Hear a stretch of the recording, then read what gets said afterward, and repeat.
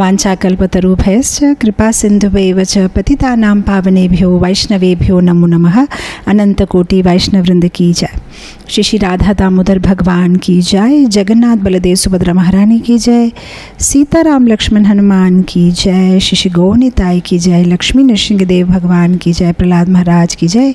गिरिराज गोवर्धन की जय। तुलसी महारानी की जय। साढ़े गोस्वामी की जय। गुरु परंपरा की जय। जगत गुरु श्रील प्रभुपाद की जय। परमाराध्य गुरु महाराज की जय।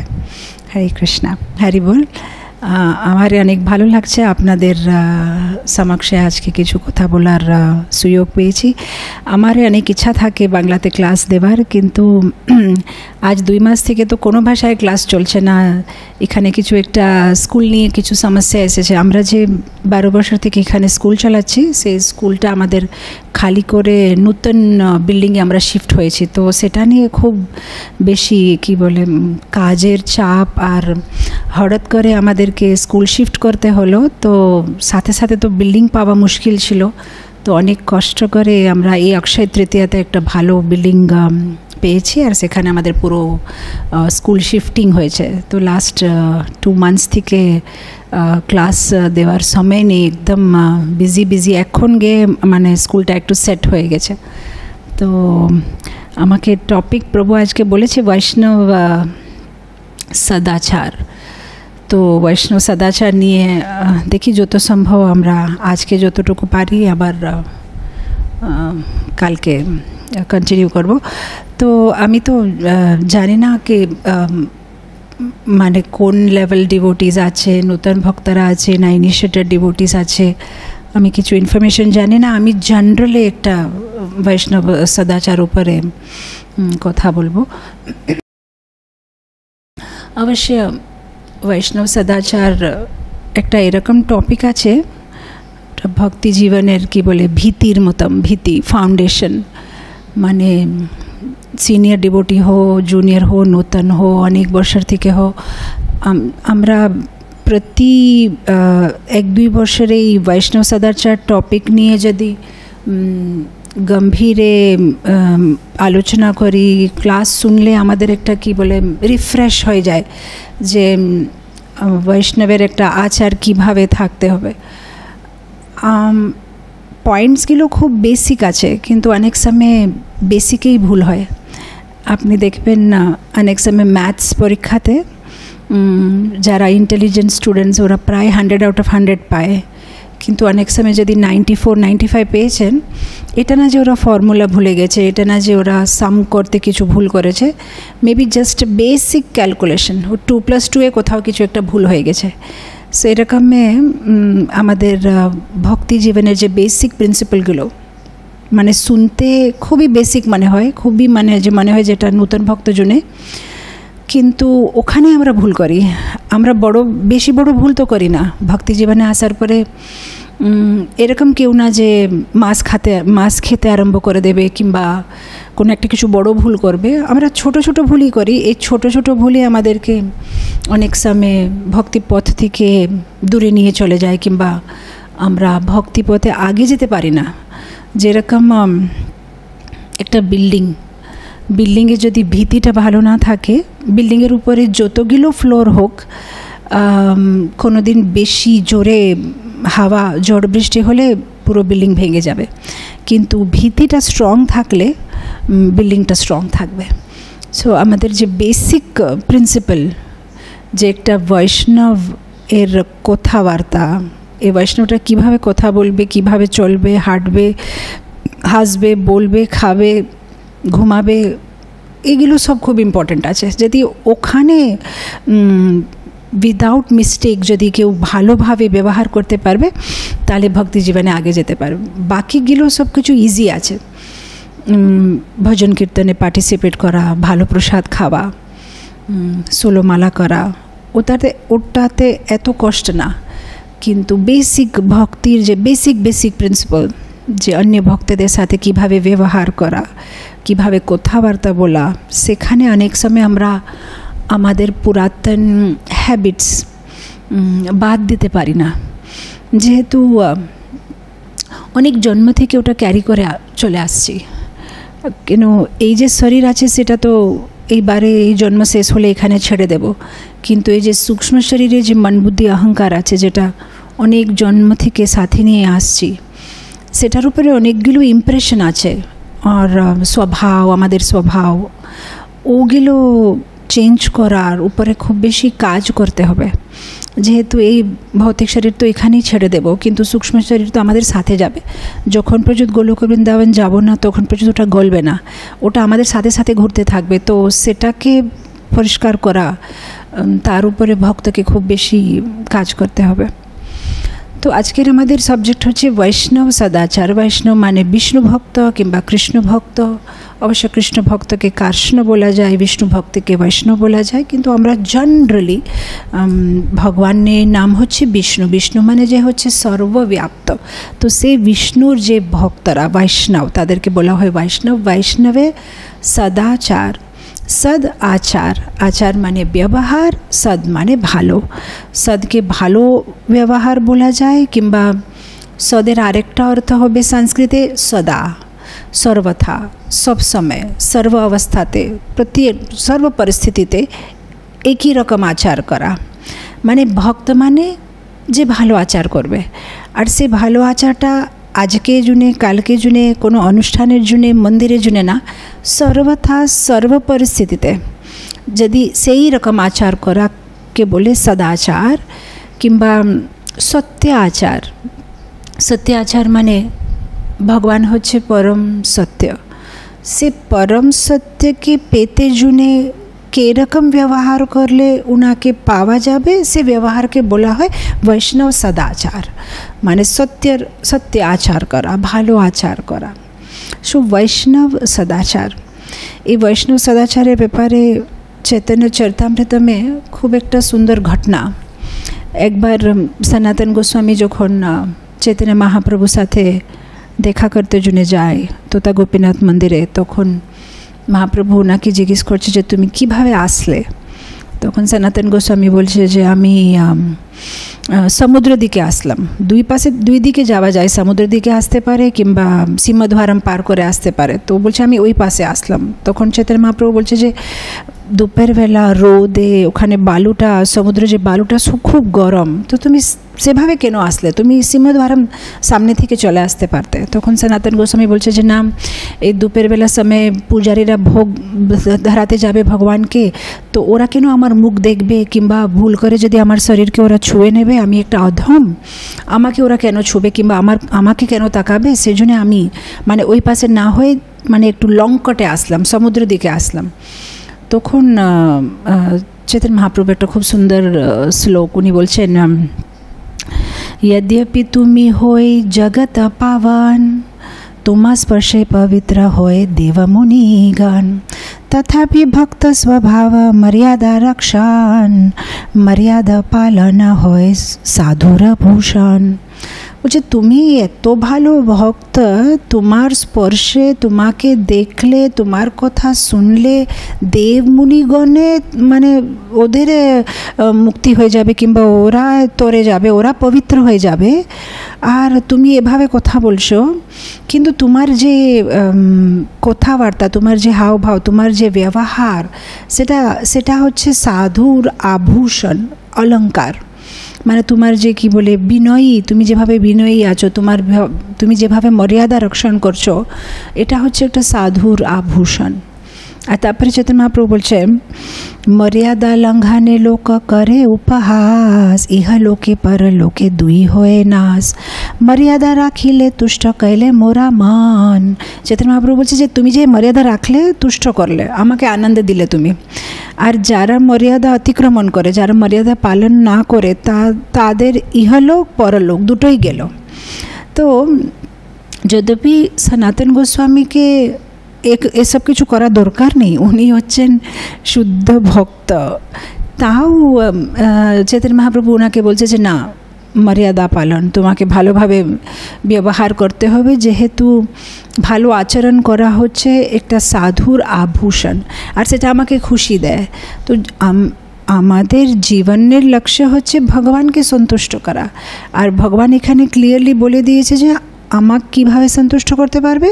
যখন আমরা একটা ভালো এটিকেট, আমরা ভালো সদাচার করব, তাহলে সেটা ভগবানকে আনন্দ দেবে। আর তার প্রুফ কি আছে? আমরা দেখি চৈতন্য মহাপ্রভু এই ভূমিতে, এই জগতে 48 ইয়ার্স ছিলেন। 48 ইয়ার্সে উনি 24 ইয়ার্সে সন্ন্যাস নিয়েছেন। তার আগের সব নবদ্বীপের ঘটনা গেল। আর 24 ইয়ার্সে সন্ন্যাস নেওয়ার পরে জগন্নাথপুরী গেছেন। আর জগন্নাথপুরী পরে উনি সাউথ ইন্ডিয়াতে মানে দক্ষিণ ভারত যাত্রা করেছেন 6 বছর। তারপরে ফিরে আসার পরে 18 বছর শেষ পর্যন্ত উনি জগন্নাথপুরী থেকে কোথাও যান না।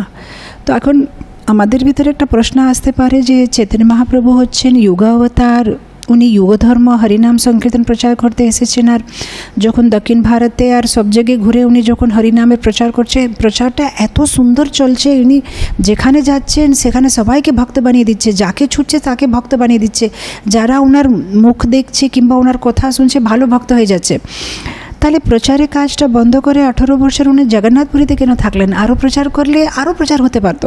শুধু ভারতে কেন, পুরো বিশ্বতে উনি প্রচার করতে পারতেন। কেন উনি প্রচার কাজ বন্ধ করে মানে জগন্নাথপুরীতে কেন 18 বছর বসে গেছে? তো তার কারণ বৈষ্ণব আচার্য বলছে যে মহাপ্রভু বীজ দিয়ে দিয়েছে। বীজ দেওয়ার পরে সে বীজকে পোষণ দিতে হবে, সে বীজকে জল দিতে হবে, তখন গিয়ে তো একটা ভালো গাছ আসবে। তো উনি যে হরিনামটা আছে, যে হরে কৃষ্ণ মহামন্ত্র আছে, সে বীজটা উনি সবাইকে দিয়ে দিয়েছেন। কিন্তু এখন সে বীজটা কীভাবে পোষণ করতে হবে সেটা শেখাতে হবে, নাহলে ওই বীজটা কি বলে মানে ওয়েস্ট হয়ে যাবে, কোনো গাছ বেরোবে না। তো সেই জন্য 18 বর্ষ উনি শুধু জগন্নাথপুরীতে ব্যবহার কিভাবে করতে হবে, একটা বৈষ্ণবের আচার কীরকম থাকতে হবে, ওর কথাবার্তা কীরকম থাকতে হবে, অন্য ভক্তদের সাথে ওর ওই সব কিছু উনি শিখালেন নিজে উদাহরণ দিয়ে। তো এইটা না শিখালে ওই হরিনামের বীজটা কাজ করবে না। কিন্তু কীর্তনীয় সদাহরি করতে হলে আমানি মানধীনক হলেই কীর্তনে সদাহরি হবে। তো সেটা চৈতন্য মহাপ্রভু জানে বলে উনি শেষে শুধু বৈষ্ণব সদাচার উপরে মানে প্র্যাকটিক্যাল নিজের এক্সাম্পল দিয়ে ভক্তদেরকে উনি শিখিয়েছেন।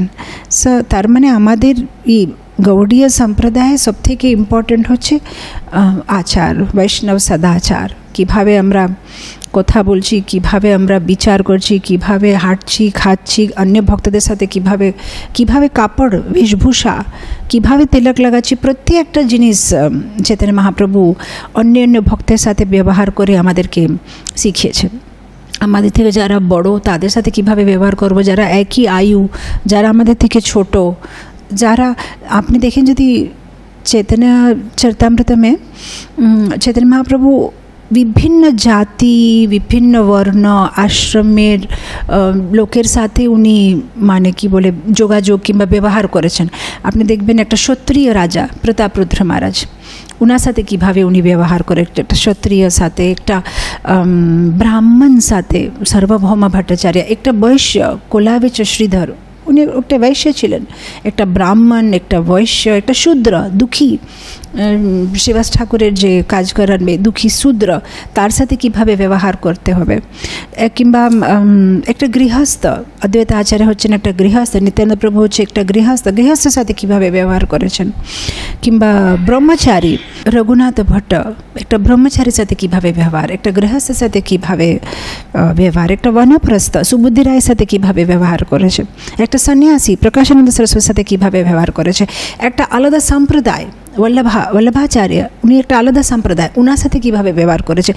যারা চৈতন্য মহাপ্রভুকে অনেক মান দিচ্ছে তাদের সাথে কীরকম, যারা নিন্দা করছে অমোঘা কিংবা ওনা ঈশ্বরপুরীর গুরু ভাই, মানে যারা সব রকমের লোকের সাথে কিভাবে একটা ভক্তের ব্যবহার থাকতে হবে, আদান প্রদান থাকতে হবে, সেটা চৈতন্য মহাপ্রভু ওনার নিজে জীবনে আচরণ করে শিখিয়েছেন।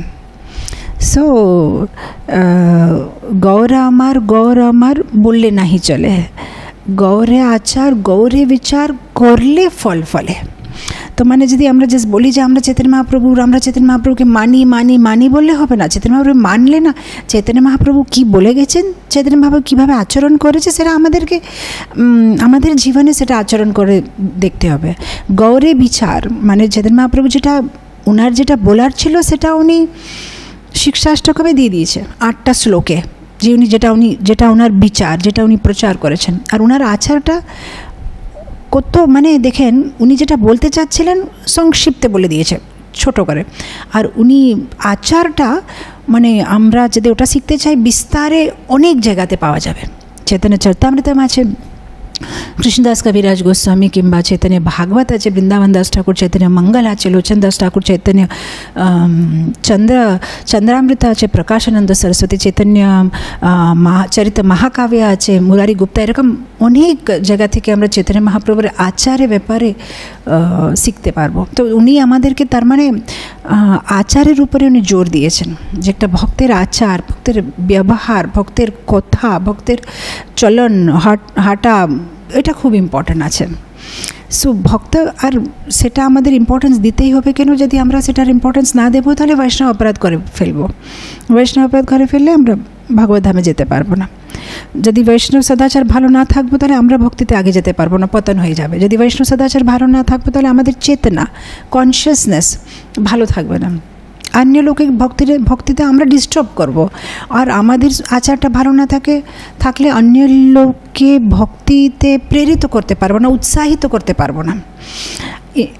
যারা শাস্ত্র জানে না, কর্মী যারা, মানে কিছুই ভগবানের ব্যাপারে বেশি জানে না, তারাই জানে যে ভগবানের ভক্ত মানে তার ব্যবহারটা এরকম এরকম থাকতে হবে বলে ওরাই জানে।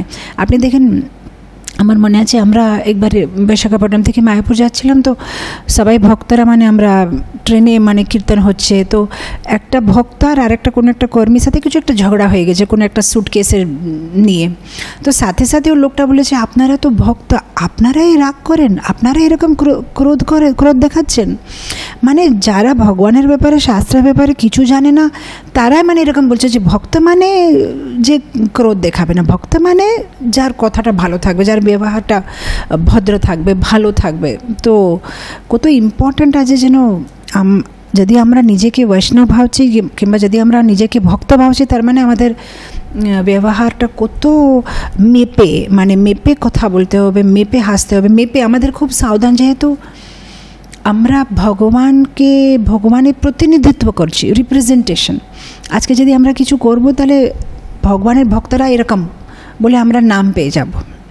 মানে আমার একটা কথা মনে হচ্ছে, সৎস্বরূপ মহারাজ যখন উনি প্রভুপাদের সেক্রেটারি ভাবে কিছুদিন সেবা করেছিলেন, তো একবার এয়ারপোর্টে কি হয়েছে, প্রভুপাদের সিট আগে আছে, মানে ওই ফ্লাইটে ফার্স্ট ক্লাসে আছে, আর উনি একটু পিছনে আছেন। তো এখন তো মানে শেষে নেমে যেতে হবে ফ্লাইট থেকে, তো সবাই মানে কিউয়ে করে আছে। তো মহারাজ একটু প্রভুপাদের থেকে মানে পিছনে হয়ে গেছে, তো উনি এখন ভাবছে যে আমি একটু প্রভুপাদের কাছে যাব। তো উনি কী করেছেন, মানে কিউটাকে মানে বাদ দিয়ে উনি সবাইকে মানে এরকম করে আগে চলে যাচ্ছে। তখন একটা বুড়ি মাতাজি ওনার সামনে দেখে ইংলিশে জিজ্ঞেস করছে ওনাকে, আর ইউ এ মঙ্ক, মানে তুমি কি নিজেকে সাধু বলো? মানে এভাবে উনি একটা প্রশ্ন চিহ্ন দিয়ে ওনার মুখের উপরে তাকাচ্ছে যে তুমি যে ব্যবহার করছো, মানে ভালোভাবে কিউতে না গিয়ে মানে সবাইকে করে তুমি আগে চলে যাচ্ছ, তুমি কি নিজেকে সাধু বলছো? তখন মহারাজ উনি ওনার একটা বইয়ে লিখেছেন যে সেই ঘটনা ঘটে অনেক বছর হয়ে গেছে, কিন্তু আজ পর্যন্ত ওই মাতাজির কথাটা আমার কানে ভিতরে মানে আওয়াজ করে, তুমি নিজেকে সাধু বলো। তার মানে আমি যদি নিজেকে সাধু বলি, মানে আমাকে আমার ব্যবহারতে একটা স্ট্যান্ডার্ড নিয়ে আসতে হবে যে যেহেতু আমি সোলামালা করছি আর তিলকার কণ্ঠী পরে নিয়েছি, মানে আমি সাধু না। সাধু মানে লোকের একটা এক্সপেকটেশন আছে যে সাধু মানে আপনি একটা লেভেলে আছেন। সো মহারাজ এত সুন্দর কথা বলেছে যে এটা আমার জীবনে এটা একটা বড় শিক্ষার বিষয় হয়ে গেছে যে যখনই যে আমি ভক্তিতে আমি নিজেকে মানে এই কোশ্চেন জিজ্ঞেস করি, আমি সাধু মানে কি আমি এরকম ব্যবহার করতে পারবো? সাধু মানে কি আমি এরকম মনের ভিতরে বিচার নিয়ে আসতে পারবো? এরকম আমি নিজেকে কারেক্ট করতে থাকি, ওই মাতাজির আওয়াজটা আমার কানে ভিতরে চলতে থাকে। তো এটা খুব ইম্পর্ট্যান্ট যে আমরা যদি নিজেকে সাধু বলি তাহলে আমাদের ব্যবহারটা কীরকম হতে হবে। কেন যেরকম যদি আপনি জানতে চান না যে কেউ ধনী আছে কিনা, ও কীভাবে কাপড় চোপড় পরেছে, ওর গাড়িটা কোন গাড়ি আছে, ওর পার্সটা কীরকম আছে, ও কানে কী পরেছে, এগুলো দেখলে আপনি বুঝতে পারবেন যে হ্যাঁ আচ্ছা ধনী আছে, এর কাছে পয়সা আছে। কিংবা যদি আপনি জানতে চান যদি কেউ মদ খেয়েছে কি না, ওর ব্যবহার দিয়ে আমরা বুঝতে পারবো, মানে চোখগুলো লাল লাল হয়ে গেছে নাকি, মানে কথাটা ঠিকভাবে হচ্ছে না, এরকম ওইরকম ডোলে ডোলে ঘুরছে, মানে এ মনে হচ্ছে মদ খেয়েছে। মানে যেরকম লক্ষণ দেখে হ্যাঁ এ মদ খেয়েছে, হ্যাঁ এ ধনী, এরকম এর লক্ষণ দেখে হ্যাঁ এ হচ্ছে কৃষ্ণ ভক্ত, মানে এরকম হচ্ছে ভক্তের লক্ষণ। মানে ওর কথাবার্তাতেই বোঝা যাবে, ওর ব্যবহারে, ওর হাসাতে, ওর খাওয়ার স্টাইলে, ও যেভাবে প্লেটটা উঠে চলবে, সেটাতে বলা যাবে যে হ্যাঁ এ হচ্ছে ভক্ত। তো সেটা প্রভুপাদ বলেছে, মানে এটা আমি কোনো বানিয়ে বলছি না। একবার একটা রিপোর্টার শিল প্রভুপাদকে জিজ্ঞেস করেছে যে আমরা কি করে বুঝতে পারবো যে প্রকৃতপক্ষে একটা ভক্ত কে, মানে আপনার রিয়েল কৃষ্ণ কনসিয়াস ডিভোটি কী করে আমরা বুঝতে পারবো। প্রভুপাদ একই লাইন বলেছে, মাই ডিভোটিস, মাই ডিসাইপলস আর জেন্টলম্যান। বলছে তুমি একটা 10 জন এখানে বসে আছে, তুমি ঠিক করে বুঝতে পারবে আমার ডিসাইপলটাকে, যেহেতু আমার ডিসাইপল হচ্ছে পারফেক্ট জেন্টলম্যান, ওদের ব্যবহারটা এত সুন্দর থাকবে, তুমি 10 জন মধ্যে ওনাদেরকে চিনতে পারবে, এইভাবে ওদের ব্যবহার থাকবে। তো এখন আমরা বুঝতে পারি তার মানে ব্যবহারটা কত ইম্পর্ট্যান্ট আছে। আজকে আমরা যেভাবে ব্যবহার করব সেভাবে আমাদের গুরুবরকে, প্রভুপাদকে, কৃষ্ণকে সেভাবে লোকেরা মানে রিলেট করবে। যদি আমরা ভালো ব্যবহার করব, ওদের একটু ভালো নাম হবে যে হ্যাঁ কৃষ্ণ ভক্ত মানে, প্রভুপাদ শিষ্য মানে, ইস্কনের ভক্ত মানে, কিংবা জয় পতাকা স্বামী মহারাজের শিষ্য মানে, এরা এরকম থাকে। তো এরকম একটা আমাদেরকে নাম নিয়ে আসতে হবে, এভাবে একটা আমাদের আচার আমাদের করতে হবে। তো আমরা এখানে কিছু পয়েন্টস লিখেছি যে কি কি পয়েন্ট একটা ভক্তের ভিতরে থাকতে হবে। অবশ্য ভক্তের গুণাবলী যদি আমরা কি বলে পড়তে চাই, শ্রীমদ্ ভাগবতমে কপিল মুনি 3rd ক্যান্টোতে খুব সুন্দরভাবে দিয়েছে, মানে ভক্তের কি কি গুণ হলে আমরা বুঝতে পারবো যে হ্যাঁ এ হচ্ছে ভক্ত। ওখানে উনি মানে বলেছে তিতিক্ষবা, করুণিকা, সাধু, অজাতশত্রু, সাধুভূষণা, সাধবা, কি গুণ থাকলে হ্যাঁ এ হচ্ছে ভগবানের ভক্ত। ইভেন ভগবদ্গীতাতে 12 অধ্যায়ে, 13 অধ্যায়ে, 12 অধ্যায়ে শ্লোক নম্বর 12 থেকে 20, সেখানে ভগবান অলমোস্ট 36 কোয়ালিটিস দিয়েছে যে ভক্তের ভিতরে কি কোয়ালিটি থাকলে আমার খুব প্রিয় ভক্ত। আপনি দেখবেন ভগবদ্গীতা 13 অধ্যায়ে 8 থেকে 12 শ্লোক, সেখানে অগেন 19 খানা গুণ দেওয়া আছে, কি গুণ একটা ভক্তের মধ্যে থাকা উচিত। আপনি দেখবেন চৈতন্য চরিতামৃতমে ভক্তের 26 কোয়ালিটিস গুণ দেওয়া আছে, কি গুণ হলে মানে ভক্তের ভিতরে কি গুণ থাকা উচিত। তো এরকম মানে ভাগবত, চৈতন্য চরিতামৃত, গীতা সব জায়গায় মানে ভক্তের গুণাবলী দেওয়া আছে যে কি গুণ একটা ভক্তের মধ্যে থাকা উচিত। আর ছোট ছোট জিনিস প্রভুপাদ নিজে ওনাদের শিষ্যকে শিখিয়েছেন। সো ভক্তের বৈষ্ণবের সদাচার মানে শুধু কাপড় চোপড় না, মানে ফিজিক্যাল, শারীরিকভাবে, মানসিকভাবে, ব্যবহার রূপে, শব্দ রূপে, কীভাবে উনি কথা বলছে, এই সব কিছু মিলে হচ্ছে বৈষ্ণব সদাচার। তো শারীরিকভাবে ভালো আচার থাকা মানে ক্লিন থাকা। ভক্ত মানে সবসময় ক্লিন থাকে, নিট অ্যান্ড ক্লিন, যেরকম প্রভুপাদ বলতেন ইংলিশে, first you dress then you address. কাপড় চোপড় নিট অ্যান্ড ক্লিন থাকা উচিত। ইভেন হাত ধোয়া কিংবা কি বলে, আমার একটা ঘটনা মনে হচ্ছে, ছোট জিনিস, একটা ভক্ত প্রভুপাদের রুমের সামনে বসে একটা সেবা করছিল, মানে কি বলে ওই যে পোস্ট কার্ড, আগেকার দিনে ওই স্ট্যাম্প লাগাতে হলো, আজকাল তো আমরা ইমেল পাঠিয়ে দিই, আমরা এখন ভুলে গেছি ওই সব কথাগুলো, কোরিয়ার, কিন্তু আগেকার দিনে যে লেটার লিখবে, লেটারের উপরে একটা পোস্টাল স্ট্যাম্প দিতে হয়, 1 টাকা কিংবা 2 টাকার স্ট্যাম্প থাকে। তো এই ভক্তটা কী করছে, বিদেশি ভক্ত, আর ওটাতে ভিতরে একটু গম লাগানো থাকে, জাস্ট একটু মানে ওটাকে ভিজে দিলেই স্ট্যাম্পটা লেগে যায়। তো ভক্তটা কী করছিল, মুখে ভিতরে মানে জিভের উপরে ওই স্ট্যাম্পটা দিয়ে, জিভের স্ট্যাম্পটা দিয়ে মানে লেটারে লেখাচ্ছে, প্রপার যেগুলো মানে লেটার লিখেছে, জবাব লিখেছে, সেগুলো সব এনভেলপের ভিতরে দিয়ে জিভে করে স্ট্যাম্পটা লাগাচ্ছিল। তো প্রপার যখন বেরিয়েছে উনি খুব মানে রেগে গেছে, বলছে এটা তো মুচি, এরকম করতে নেই। তুমি একটা ছোট বাটিতে জল নাও, জলের ভিতরে ওটা ডোবাও, আর ডুবে ডুবে তুমি মানে স্ট্যাম্পটা লাগাও। তখন ও ভক্ত বলছে ঠিক আছে প্রভুপাদ, আমি জানি না, আমি এরকমই করব। তো বসে বসে মানে ওই স্ট্যাম্পটা লাগাচ্ছে, প্রভুপাদ চলে গেছে। কিছুক্ষণ পরে মানে প্রায় কাজটা শেষ হয়ে গেছে, লাস্টে একটা স্ট্যাম্প বেঁচেছিল। তখন ও ভক্তরা দেখছে বাটির ভিতরে জলটা শেষ হয়ে গেছে। এখনও ভাবছে যে একটা স্ট্যাম্পের জন্য আবার উঠবো, বেসিনের কাছে যাব, জলটা নেব, এত কাজ কে করবে একটা স্ট্যাম্পের জন্য? একটাই তো আছে। লাস্টে কী করেছে, আবার মুখের ভিতরে দিচ্ছে, মানে জিভের উপরে। যেই জিভের উপরে দিয়েছে, প্রভুপাদের রুমটার দরওয়াজা খুলেছে, প্রভুপাদ এসেছে। আর প্রভুপাদ ওকে দেখে বলছে যে তুমি আবার, তোমাকে এই বললাম আমি যে তুমি মুখে দেবে না, ওটা জলে দিয়ে করো। তখনও বলছে না না না, আমি জাস্ট যে লাস্ট বেঁচে গেছিলো। আর প্রভুপাদ শুনে নেই, উনি অনেক রেগে গেছে, বলছে যে তোমাদের হ্যাবিটগুলো চেঞ্জ হবে না, আমি তোমাকে বুঝালাম যে এটা মানে মুখে দিতে নেই, মানে জল দিয়ে করতে হবে। তো এরকম প্রভুপাদ ছোটো ছোটো জিনিস মানে যে ভক্তের জন্য খুব ইম্পর্ট্যান্ট। 3 বার স্নান করা, যে জায়গাটা আমরা থাকি সেটা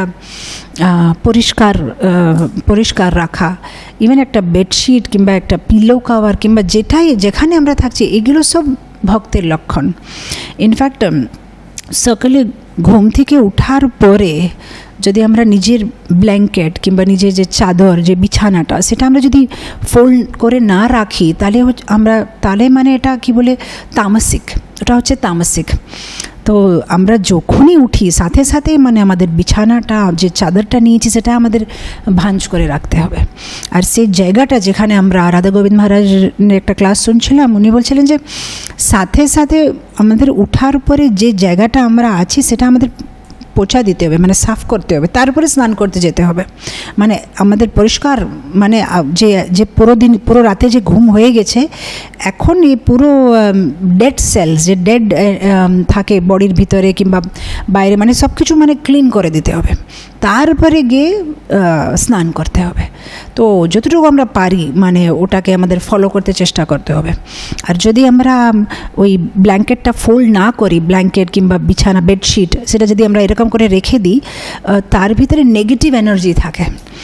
সো সে যদি আমরা পুরো জায়গাটা পজিটিভ করতে চাই, তাহলে সাথে সাথে মানে ওটা ভাঁজ করে রেখে দিতে হবে, সাথে সাথে জায়গাটা পরিষ্কার করতে হবে, তারপরে গিয়ে আমাদের স্নান করতে হয়। ইভেন কিচেনে যেরকম প্রভুপাদ শিখিয়েছেন যে ছোটো ছোটো জিনিস, যেটা যদি আলু ছিলেছেন, তো আলু ছিলার পরে যে কাচরা আছে সাথে সাথে মানে ডাস্টবিনে ফেলে দিলা, সাথে সাথে প্ল্যাটফর্মটা, প্রভুপাদ বলছে যে রান্নাঘরের ভিতরে যদি কেউ রান্না করছে আর সব কিছু খুব ডার্টি আছে, তার মানে ব্রাহ্মণ না, তার মানে শূদ্র। ব্রাহ্মণ এরকম রান্না করবে না, যে বোঝা যাবে যে কে ব্রাহ্মণ। মানে ও রান্না করতে করতেও মানে সব কিছু পরিষ্কার পরিচ্ছন্ন রাখবে, পুরো নিট অ্যান্ড ক্লিন রাখবে। ইভেন রান্না করতে সময় আমরা তো এখন করোনা দিয়ে মাস্ক দিচ্ছি, কিন্তু এমনি মাস্ক দেওয়া উচিত, মুখের ভিতর থেকে যেন আমাদের থুক আছে কিংবা আমাদের কিছু, আমরা কথা বলতে বলতে কিছু একটা ভিতরে চলে যাবে, সেটা আমরা ভগবানকে ভোগ ধরাই। তো যত সম্ভব মানে মুখে একটা মাস্ক দেওয়া কিংবা মাথার উপরে একটা মাস্ক দেওয়া, যেন অনেক সময় মাতাজিদের চুল পড়ে যায় ওই খাবার ভিতরে, আর সেটা আমরা ভগবানকে ভোগ লাগাই। তো কত ক্লিন থাকতে হবে, মানে স্নান টান করে মুখে মাস্ক দিয়ে, মাথার উপরে একটা মাস্ক দিয়ে খুব সুন্দরভাবে পরিষ্কারভাবে, আর শারীরিক পরিষ্কার তো আছেই, মনটায় পরিষ্কার। রান্না করতে সময় ভগবানের নাম নিতে নিতে, গোবিন্দ গোবিন্দ গোবিন্দ বলতে বলতে কিংবা হরিকৃষ্ণ মহামন্ত্র কিংবা কোনো ক্লাস শুনতে শুনতে সেভাবে যদি রান্না হয়, তাহলে সেটা মানে ভগবান আনন্দ পায়, ভগবান সন্তুষ্ট হবে। তো মানে পুরো neat and clean, room dirty থাকতে নেই, কিচেন ডার্টি থাকতে নেই। আর ইভেন আমাদের শরীর কীভাবে আমরা তিলক লাগাই, সেটা খুব ইম্পর্ট্যান্ট। অনেক সময় আমরা জাস্ট এরকম করে স্পিডে করে চলে যাই, কিন্তু তিলক আমাদের সম্প্রদায়ের একটা রিপ্রেজেন্টেশন, সেটা মানে খুব পারফেক্টভাবে তিলক লাগাতে হবে। কাণ্ঠি, মালা ব্যাগ, আমার মনে আছে অনেক বছর আগের কথা, আমরা যখন এই জমিনটা নতুনভাবে পেলাম, তো সাথে সাথে একটা হোর্ডিং লাগিয়েছিলাম। তো মিউনিসিপ্যালিটিওয়ালা এসে ওই হোর্ডিংটা হাটিয়ে দিয়েছে, বলছে আপনাদের পারমিশন নেই। তখন আমি গিয়েছিলাম একটা স্টেট অফিসার, যে এখানে একটা যে স্টেট প্ল্যানিং অফিসার থাকে, ওনার সাথে দেখা করতে। আমি ভাবছি আমি একা গেলে তো ভালো লাগবে না, 4-5টা ভক্ত, একটা রাধাকৃষ্ণ প্রেম আর কিছু প্রসাদ নিয়ে আমি গিয়েছিলাম। তো আমার সাথে 4-5টা ভক্ত বসে আছে, তেলুগু আমি জানি বলে আমি তেলুগুতে কথা বলছি, ভক্তরা কিছু বলছে না, ওরা আমার আশেপাশে মানে বসে আছে এরকম। একজন এখানে একটা ব্রহ্মচারী, এ পাশে একটা ভক্ত। তো ও যে আমার সাথে কথা বলছিল যে অফিসার, সে আমার সামনে না দেখে এই ভক্তের সামনে তাকাচ্ছে। এই বাঙালি ভক্ত কিছু মানে কথাই বলতে জানে না। আমি ভাবছি যে কি তাকাচ্ছে। তখন আমি দেখলাম যে আমার পাশে যে ভক্তটা বসেছিল সে মালা ব্যাগটা খুব নোংরা ছিল, খুবই মানে একদম দেখতে মানে এত খারাপ। আর মানে ও অফিসারের চোখটা মানে ওই মালা ব্যাগ উপরে যাচ্ছে। তো তারপরে ও কিছু বলেনি, তা কিছু কথাবার্তা শেষ হওয়ার পরে আমরা ওকে ফটো দিলাম, দিলাম। তার অনেক দিনে পরে যখন আমার সাইটে এসেছে তখন কোথায় কোথায় বলল যে আপনার এই ভক্তটা আমি দেখলাম, ভক্ত মানে পরিষ্কার। তখন আমার মানে গায়ে লাগলো যে একটা বাইরে কর্মী লোকটা আমাদেরকে কিভাবে শুনিয়ে দিল যে। আর তখন আমি মনের ভিতরে ভাবছিলাম যে ও যেটা বলেছে সেটা ঠিকই বলেছে। কেন ও আমরা বলছি যে ভগবানের নাম আর ভগবানের রূপ আর ভগবানের কথা, ওটাতে কিছু অভিন্নত্বম নামই নেই, ওটার ভিতরে কোনো ডিফারেন্স নেই। তার মানে যেই মালাটা নিয়ে আমরা হরিনাম করব, ভগবান মানে সাক্ষাৎ ভগবান ওখানে আছে। যখন আমরা হরে কৃষ্ণা বলছি, সেই মালাটা আমরা একটা অপরিষ্কার মালা ব্যাগের ভিতরে যদি আমরা ঢুকিয়ে রেখে দিই, তাহলে আমাদের কি মান আছে ভগবানের উপরে? আমরা কি রেসপেক্ট করছি ভগবানকে? আমরা যদি ভগবানকে ভালোবাসি, তার মানে আমরা যেটা বলছি আর আমরা যেটা মানি সেটা ডিফারেন্ট আছে।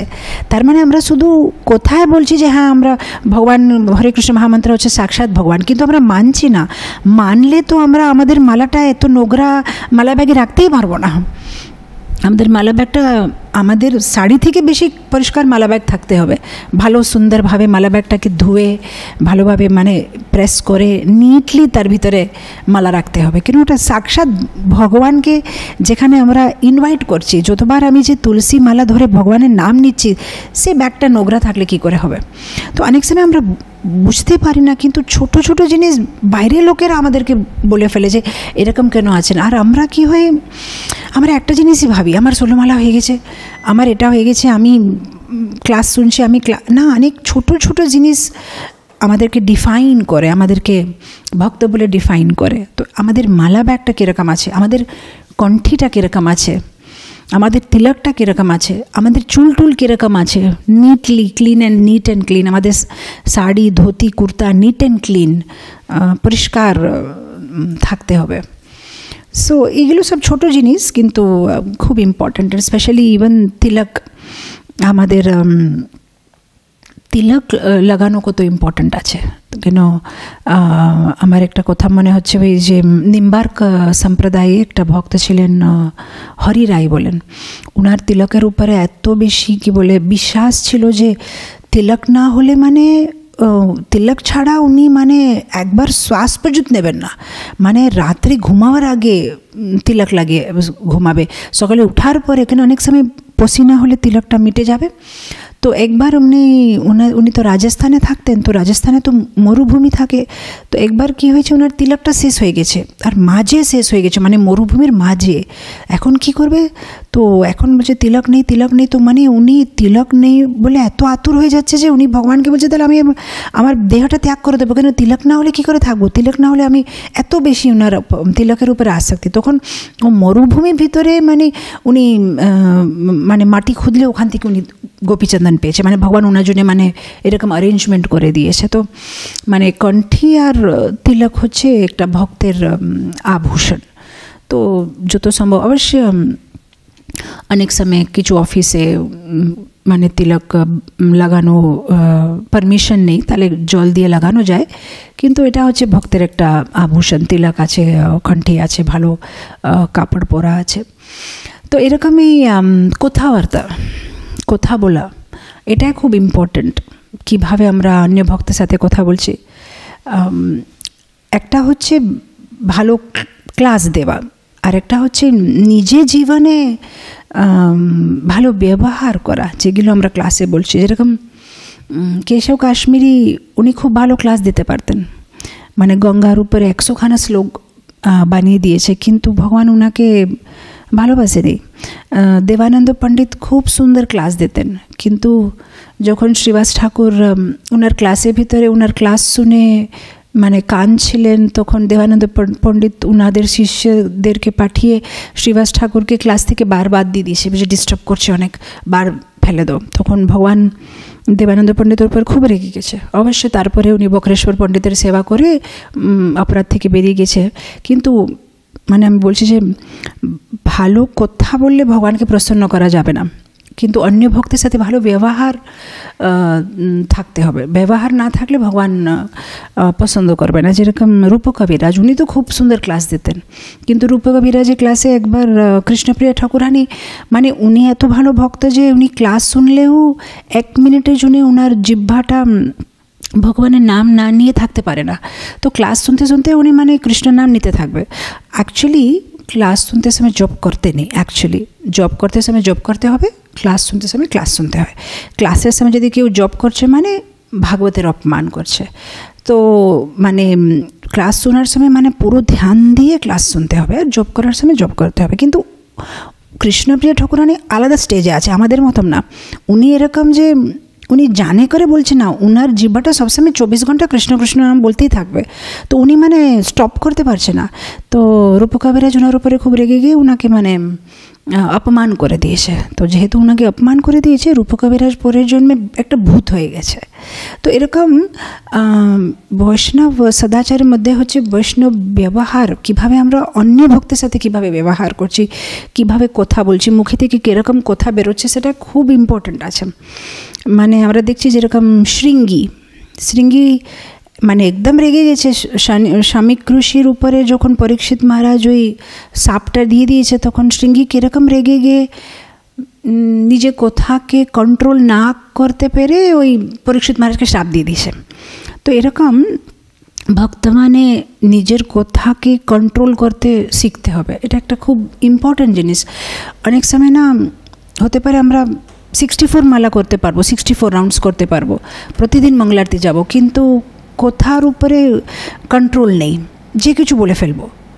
আর তারপরে আমাদের দুঃখ হয়, তখন না আমি কী করবো, আমি জাস্ট রেগে গেছিলাম, বাস বলে দিলাম, বাস মুখে থেকে বেরিয়ে গেছে। না, ভক্ত মানে একটা কি বলে কেমিস্টের মতন, কেমিস্ট। যেরকম প্রভুপাদ একটা কেমিস্ট ছিলেন, উনি কী করছিলেন ডেস ল্যাবরেটরিতে, উনি একটা কেমিস্ট কীভাবে একটা মেডিসিন বানালে প্রত্যেকটা জিনিস মেপে মেপে দেবে। যদি একটুকু কিছু বেশি পড়ে গেলে ঔষধটা খারাপ হয়ে যাবে। এরকম ভক্তের কি বলে মাপাখাসি মানে সব কিছু একটু মেপে মানে আমি এটা বলে দিলাম, আমার মনে আসলো বলে দিলাম, এরকম না, খুবই সাবধান। এটা কি এখানে বলা উচিত? আমি যে কথাটা বলছি সে কি ওর ভালো হবে? এরকম বললে আমি যদি এই কথাটা বলবো ওর কি ভালো লাগবে? আমি যদি এই কথাটা বলবো কি আমার জন্য ভালো, ওর জন্য ভালো? আমি যে কথাটা বলছি সেটা কি সত্য, না আমি এমনি বলে দিচ্ছি, এর কাছে শুনেছিলাম, ওর কাছে শুনেছিলাম যে আমি বলে দিলাম, না এটা সত্য? কারো ভালো হবে এ কথা বললে? মানে এত বিচার করে বলতে হবে, আননেসেসারি কথা বলতে নেই। মানে এটাকে বলে ভগবদ্গীতাতে আছে না, অস্টেরিটি অফ স্পিচ মানে বিনা মতলবে বিনা কারণে কথা বলতে নেই। এটা আমরা যদি কন্ট্রোল করতে পারি, वाचो वेगम मनस क्रोध वेगम जिह्वा वेगम, এটা বলছে রূপ গোস্বামী, যে वेगটাকে নিয়ন্ত্রণ করতে হবে। এই যে আমাদের কথা বলার একটা খুব মানে আমরা আনন্দ পাই আর কি, বাস এমনি কিছু একটা কথা বলা, মানে শুধু নিজের সময় নষ্ট করি আর অন্য লোকের সময় নষ্ট করি, রাইট? অনেক সময় আমি দেখি এমনি যদি আপনি কীরকম আছেন, আমি কীরকম আছি, আপনি কী খেয়েছেন, আমি কী না, একটু কিছু কথা বলতে হয়, কেন কি বলে প্রীতি লক্ষণ অন্য ভক্তের সাথে, কিন্তু তার ভিতরে কিছু মতলব থাকতে হবে।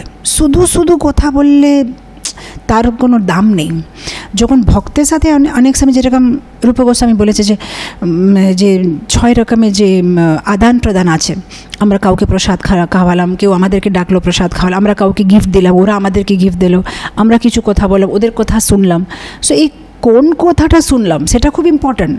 মানে আজ এই শাড়িটা আপনি কোথায় কিনেছেন, আমি এটা এখান থেকে কিনলাম, সে কথা বলছেন না রূপ গোস্বামী। উনি বলছেন কথা শোনা মানে আমি আজকে ভাগবতে এটা পড়লাম, তো আমার এটা মনে হচ্ছে, আপনার কি মনে হচ্ছে প্রভু? তো না আমি তো এটা পড়েছিলাম চিত্রকেতু ব্যাপারে, তো ওই কথাগুলো বলতে হবে।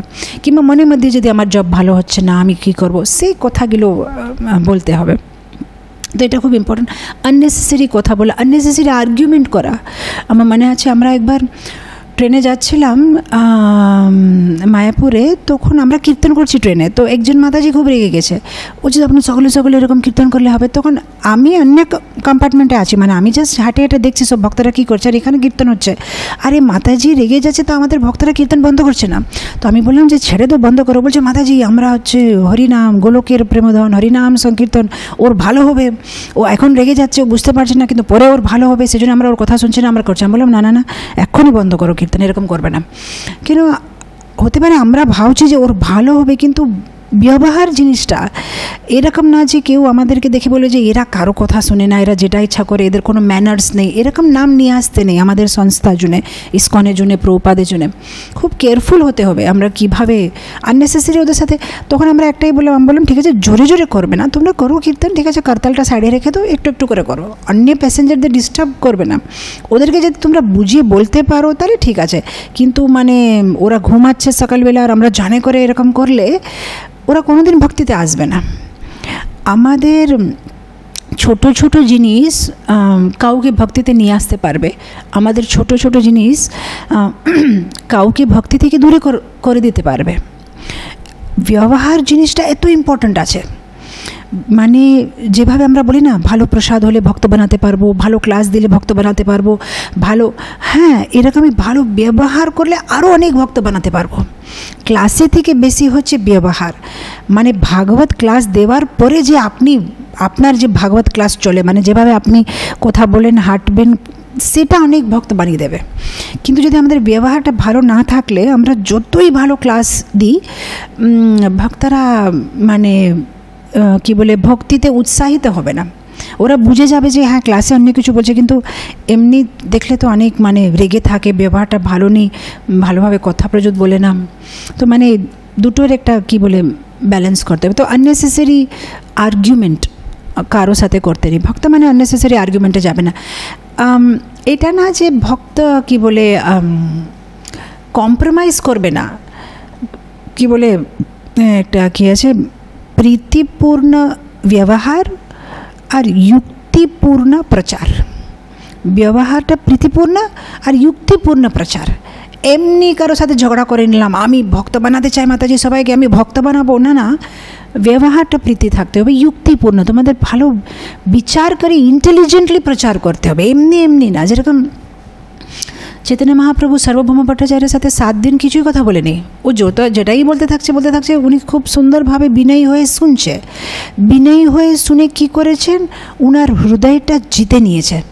সার্বভৌম ভট্টাচার্য ভাবছে আরে কত সুন্দর এই সন্ন্যাসীটা, কিচ্ছু বলছে না, বাস শুনছে। তারপরে শেষে বলেছে তুমি কিছু বুঝতে পারছো কেন আমি কি বলছি? তখন কিভাবে ফটাক করে জবাব দিয়েছে যে বেদান্ত হচ্ছে খুব ক্লিয়ার, সূর্যের মতন, কিন্তু তুমি হচ্ছে মেঘের মতন, সূর্যকে কভার করে দিয়েছ। মানে যুক্তিপূর্বক প্রচার, এটা না যে চৈতন্য মহাপ্রভু আমাকে বিনয়ী থাকতে হবে, এটা কিভাবে বলবো সেজন্য মেনে নিয়েছে না। যেখানে বিনয়ী থাকতে হবে সেখানে বিনয়ী থাকতে হবে, যেখানে বলতে হবে সেখানে বলতে হবে। প্রকাশানন্দ সরস্বতী আর সব সন্ন্যাসীদের সাথে যখন চৈতন্য মহাপ্রভু দেখা করতে গেছে, তখন উনি একটা যেখানে সবাই পায়ে ধুচ্ছে সেখানে বসে গেছে, এত বিনয়ী। কিন্তু তারপরে যখন প্রকাশানন্দ সরস্বতীর সাথে কথা বলেছে, তখন চৈতন্য মহাপ্রভু কম্প্রোমাইজ করেনি, যেটা বলার আছে সে ঠিক বলে দিয়েছে। চৈতন্যের চরিতামৃতে আপনি দেখবেন জগন্নাথপুরীতে তখনকার দিনে যারা মুসলিম তাদেরকে জগন্নাথপুরী টেম্পলের ভিতরে প্রবেশ বর্জিত, মানে ওরা যেতে পারবে না। চৈতন্য মহাপ্রভু ছিলেন ভগবান, উনি যদি যেতেন জগন্নাথ পুরীর যে মন্দিরে পাণ্ডাদের সাথে ঝগড়া করতে পারতেন, তুমি কেন যেতে দেবে না সনাতনকে, হরিদাস ঠাকুরকে, ওরা যাবে ভিতরে দর্শন করতে জন্য, তোমরা এরকম কেন করছো, ভগবান হচ্ছে সবাই জন্য, জাতি ভেদ করতে নেই, কিছু বলে নেই। চৈতন্য মহাপ্রভু চুপ থেকেছে, মানে যেখানে যেটা যখন দরকার আছে, সেটা হচ্ছে ভক্তের মানে কি বলে বুদ্ধি। আননেসেসারি কারোর সাথে ভক্ত প্রচারের নামে ঝগড়া করবে না, আমাকে প্রচার করতে বলে আমি ঝগড়া করবো, আমি যেটা ইচ্ছা বলে ফেলবো। খুব স্মার্ট থাকতে হবে ভক্তকে, কীভাবে কথা বলতে হবে, আননেসেসারি কারোর সাথে আর্গুমেন্ট করতে নেই। সাত্বিক থাকতে হবে, মেন হচ্ছে একবার প্রভুপাদ বলছিল ভক্ত মানে যে সত্ত্বতে থাকবে। তখন ভুরিজন প্রভু হাত রেস করে বলছে প্রভুপাদ আপনি তো বলেছিলেন ভক্ত মানে শুদ্ধ সত্ত্ব, আপনি এখন সত্ত্বর কথা বলছেন। তখন প্রভুপাদ বলে আরে আগে সত্ত্বতে আসো, তারপরে তো শুদ্ধ সত্ত্বে যেতে পারবে। যেরকম যে একটা ফ্লাইট যখন উড়বে, উড়ার আগে তো আগে রানওয়েতে ছুটবে, তো ফ্লাইটটা ছুটে ছুটে ছুটে ছুটে তারপরে উপরে যাবে। এরকম ভক্ত আমরা হব, আগে ভালো মানুষ তো হতে হবে। ভালো মানুষ না হয়ে ভক্ত কী করে হয়ে যাব? ভালো মানুষের মতো একটা ব্যবহার, কথাবার্তা, চলাফেরা একটা স্থায়ীতে আসার পরে ওখান থেকে আমরা উঠব। কিন্তু আমরা যদি অতটুকু পারি না, তাহলে আমরা কিসের ভক্ত? তো বৈষ্ণব মানে মিনিমাম কোয়ালিটিজ আমাদের থাকতে হবে। সেলফিশ, স্বার্থী না, ভক্ত মানে স্বার্থী না। ছোটো ছোটো জিনিস আমি দেখি অনেক সময়, মানে আমি যেগুলো বলছি অন্যান্য ভক্তের যে সমস্যাগুলো সে শুনে শুনে বলছি, কোথায় কোথায় আমাদের যে ভুল হয়। অনেক সময় যে মায়াপুর যাত্রাতে গেলে না, অনেক সময় একটা রুমে অনেক ভক্তরা থাকে, তো ফটাফট স্নান করতে হবে সবাইকে, নাহলে তো মঙ্গল আরতি মিস হয়। তো অনেক সময় আমাকে বলে কেউ, মাদাজি একজন ভক্ত মানে বাথরুমে যাবে তো 20 মিনিট স্নান করতেই থাকবে, ওই গান করতে করতে, ওই এখানে সাবুন লাগাবে, ওখানে সাবুন লাগাবে, 20 মিনিট স্নান করবে, ও মঙ্গল আরতি টাইমে চলে যাবে, কিন্তু বাকি সবাই লেট হয়ে যাবে যেহেতু ও। তো এরকম এই ছোটো ছোটো জিনিস বৈষ্ণব সদাচার ভিতরেই আসে, যে আমরা যখন যে স্নান করছি, যে আমরা আরে আমার জন্য যেন অন্য ভক্তরা লেট হয়ে যাবে, আমি পরে দুপুরবেলা আরামে স্নান করব সাবু লাগিয়ে। এখন তো সবাই লেট হবে, আমরা একটা বাথরুমে এতজন আছে, চলো আমি একটু ফটাফট স্নান। এই ছোটো ছোটো জিনিস ভক্তের ইম্পর্ট্যান্ট আছে। এটাই হচ্ছে অপরাধ, যে আমরা অন্য ভক্তের ব্যাপারে বিচারে করছি না, আমরা শুধু নিজের স্বার্থী, নিজেরটা আমি আমার সময়ে চলে যাব, সেরকম করতে নেই। ছোটো ছোটো জিনিস। এই নারদ মুনির যে বৃত্তান্তটা শ্রীমদ্ ভাগবতমের প্রথম স্কন্ধে অধ্যায় নম্বর 5, সেখানে নারদ মুনি ব্যাসদেবকে নিজের গুণের ব্যাপারে বলছে, যে আমি যে ভক্তি বেদান্তিস্ট যে ছিল, যে সাধুরা, তাদেরকে আমি সন্তুষ্টি করতে পেলাম, কিভাবে আমি তাদেরকে সেবা করলাম, আমার ভিতরে কি গুণ ছিল, সেটা নারদ মুনি বলছেন। শ্লোকা নম্বর 24, তারপরে দেখবেন শ্লোকা নম্বর 29, ওখানে নারদ মুনি বলছে, আমি ছিলাম অল্পভাষী। মানে নারদ মুনি বলছে যে আমি বেশি কথা বলতাম না, মানে এমনি বাজে কথা কিংবা কোনো এমনি কিছু গল্প না, তো আমি অল্পভাষী ছিলাম। অক্রীড়া মানে আমি শুধু খেলাতে সময় নষ্ট করতাম না। আর আমি দুষ্ট ছিলাম না, নটি ছিলাম না, মানে আমি কি বলতে আমি ওবিডিয়েন্ট ছিলাম, আমি খুব ওবিডিয়েন্ট ছিলাম। এরকম সব মানে নারদ মুনি নিজের গুণ বলছে, যে আমার ভিতরে কী গুণ ছিল, যে এই সাধুরা আমার উপরে খুশি হয়ে আমার উপরে কৃপা করেছে। তো এই গুণগুলো ভক্তের ভিতরে। অল্পভাষী মানে যতটুকু দরকার অতটুকু বলা। আর দুষ্টমি করা মানে আমরা ভাবি ছোটো বাচ্চারা দুষ্টমি করে না, দুষ্টমি মানে আমরাই করি। দুষ্টমি করা মানে যেরকম আমাদের দুষ্টমি কীরকম, যেরকম একটা স্কুলের বাচ্চারা দেখবেন আপনি, যখন টিচার থাকে স্কুলে ক্লাসরুমের ভিতরে, এত সুন্দরভাবে বাচ্চারা মানে ব্যবহার করবে, এস টিচার বলবে, যেই টিচারটা চলে যাবে সেই আওয়াজ করবে। এরকম আমাদের স্বভাব আর আমাদের ব্যবহারটা এরকমই।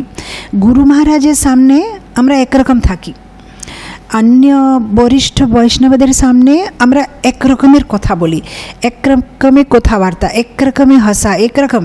কিন্তু যেই কেউ থাকবে না, শুধু আমাদের ভক্তরা মানে যাদেরকে আমরা মানে আমাদের বন্ধুর মতন, আমাদের ব্যবহারটা সম্পূর্ণ আলাদাভাবে হয়ে যায়। কিন্তু এরকম না, আমাদের সবসময় একই ব্যবহার, সদা একই ব্যবহার রাখতে হবে। মানে অন্য ভক্তদের সাথে কথা বলতে সময় আমাদের এরকমই ভাবতে হবে যে হ্যাঁ, আমার গুরু মহারাজ এখানে আছে যদি, তাহলে আমি কিভাবে কথা বলবো, সেভাবেই কথা বলতে হবে। ইভেন নাম ডাকা, সেটাতে খুব মানে যেরকম গুরু মহারাজ কার নাম দিয়েছিলেন পদ্মলোচন, তো পদ্মলোচন প্রভু। আমরা অনেক সময় দেখি ভক্তের মধ্যে যেখানে কিছু একটা নাম বলে ডেকে দেবে, আমি ওকে খুব ভালোভাবে জানি না, এরকম না। বৈষ্ণব সদাচার মানে খুব মান দিয়ে প্রভু বলে ডাকা, ভালোভাবে নাম উচ্চারণ করে ডাকা। এই ছোটো ছোটো জিনিসে খুব ইম্পর্ট্যান্ট আছে। কেন অন্যেরা দেখবে আমাদের ব্যবহার, আর ওরা শিখবে আমাদের কাছে। আমাদের স্কুলে যে টিচার্স আছে, যে আমার নিচে কাজ করে স্কুলে, আমার থেকে বয়সে ছোট আছে কেউ, কিন্তু তাও আমি কোনোদিন ওদেরকে মানে নাম দিয়ে ডাকি না, মানে ওনাদের পুরোভাবে মানে ওনার নাম বলে টিচার বলে আমি ডাকি। অ্যাকচুয়ালি অ্যাজ এ প্রিন্সিপাল আমার দরকার নেই, আমি ওদের নাম দিয়ে ডাকতে পারি। তাও আমি আমার স্কুলে এটা সিস্টেম রেখেছি, আমি ওদেরকে মান দিয়েই ডাকবো। তাহলে কি হয়, যে আয়ারা আছে, বাচ্চারা আছে, অন্য পেরেন্টস আছে, সে দেখবে হ্যাঁ ম্যাডাম নিজে ওনাদেরকে এরকম ডাকছে, তার মানে আমাদেরকে এরকমই ডাকতে হবে। এটা খুব ইম্পর্ট্যান্ট। আমরা যেভাবে ব্যবহার করব আমাদের নিচে যারা থাকবে তারা সেভাবে শিখবে।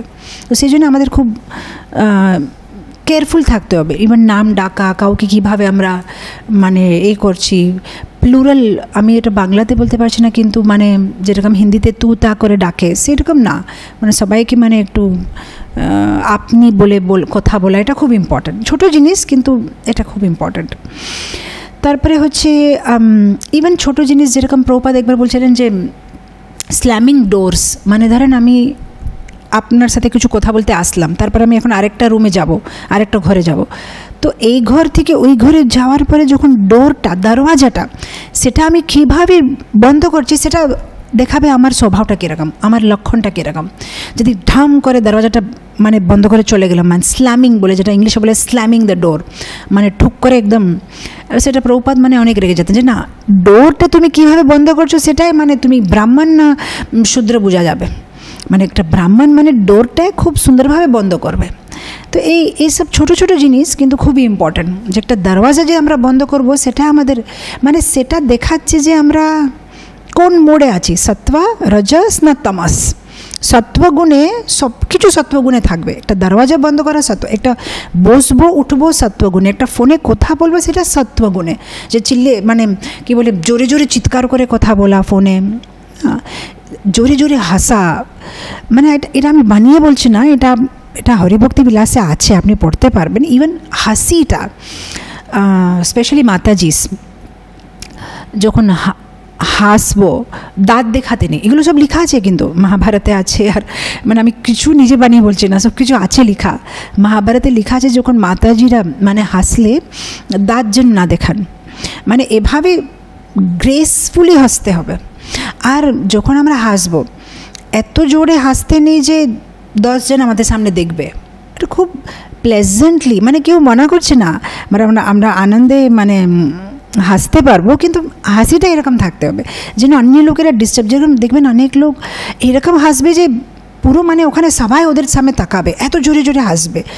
হাসাটাই খুব পারফেক্ট থাকতে হবে, যে মানে খুব গ্রেসফুলি আর কম আওয়াজ করে। তারপরে জিনিসগুলো নেওয়া, মানে আমি জানি এরকম কেউ করে না, কিন্তু ধরেন যদি কারো কিছু গামছা নিয়ে নিল, মানে এটা ব্রহ্মচারী আশ্রমে হতে পারে, এমনি হবে না, কিন্তু বুঝি কারো কিছু, কেউ কারো ছাপ্পল পরে নিল, কেউ কারো কিছু, এটা আমাদের খুব সাবধান থাকতে হবে। ছোটো ছোটো জিনিস মানে বৈষ্ণব সদাচার মানে অন্য লোকের জিনিস না জিজ্ঞেস করে নেওয়া, এটা ঠিক না। এটা অনেক সময় ব্রহ্মচারী আশ্রমে কিংবা অন্য হতে পারে এটা, তো এটা খুব সাবধান, মানে কেউকে না জিজ্ঞেস করে কারো জিনিস নিয়ে নেওয়া, কাউকে কষ্ট দেওয়া, কাউকে ডিস্টার্ব করা, এগুলো আমাদের দেখতে হবে। আর যে ছোটো ছোটো জিনিস তে কী বলে, এটা আমাদের ক্যারেক্টারকে বুঝাবে, যে অন্য কেউ যদি অন্য মন্দির থেকে আমাদের মন্দিরে এসেছে, এইগুলো সব ছোটো জিনিসে ওরা বুঝতে পারবে যে এটা এদের কীরকম ট্রেনিং আছে। তারপরে রাগ দেখানো, আমরা যতবার রাগ দেখাই অতবার আমরা যে যতটুকু জপ করেছি না, তার যেরকম আগেকার দিনে লোকেরা তপ করতো, তো ওদের একটা তপবল থাকতো, এরকম আমরা যে জপ করছি এটা হচ্ছে একটা তপ। আর আমরা যত দিন যাচ্ছি আমরা জপ করছি, আমাদের একটা জপের বল তৈরি হচ্ছে, কিন্তু যখন আমরা রাগ করি তখন পুরো জপের ফলটা চলে যায়।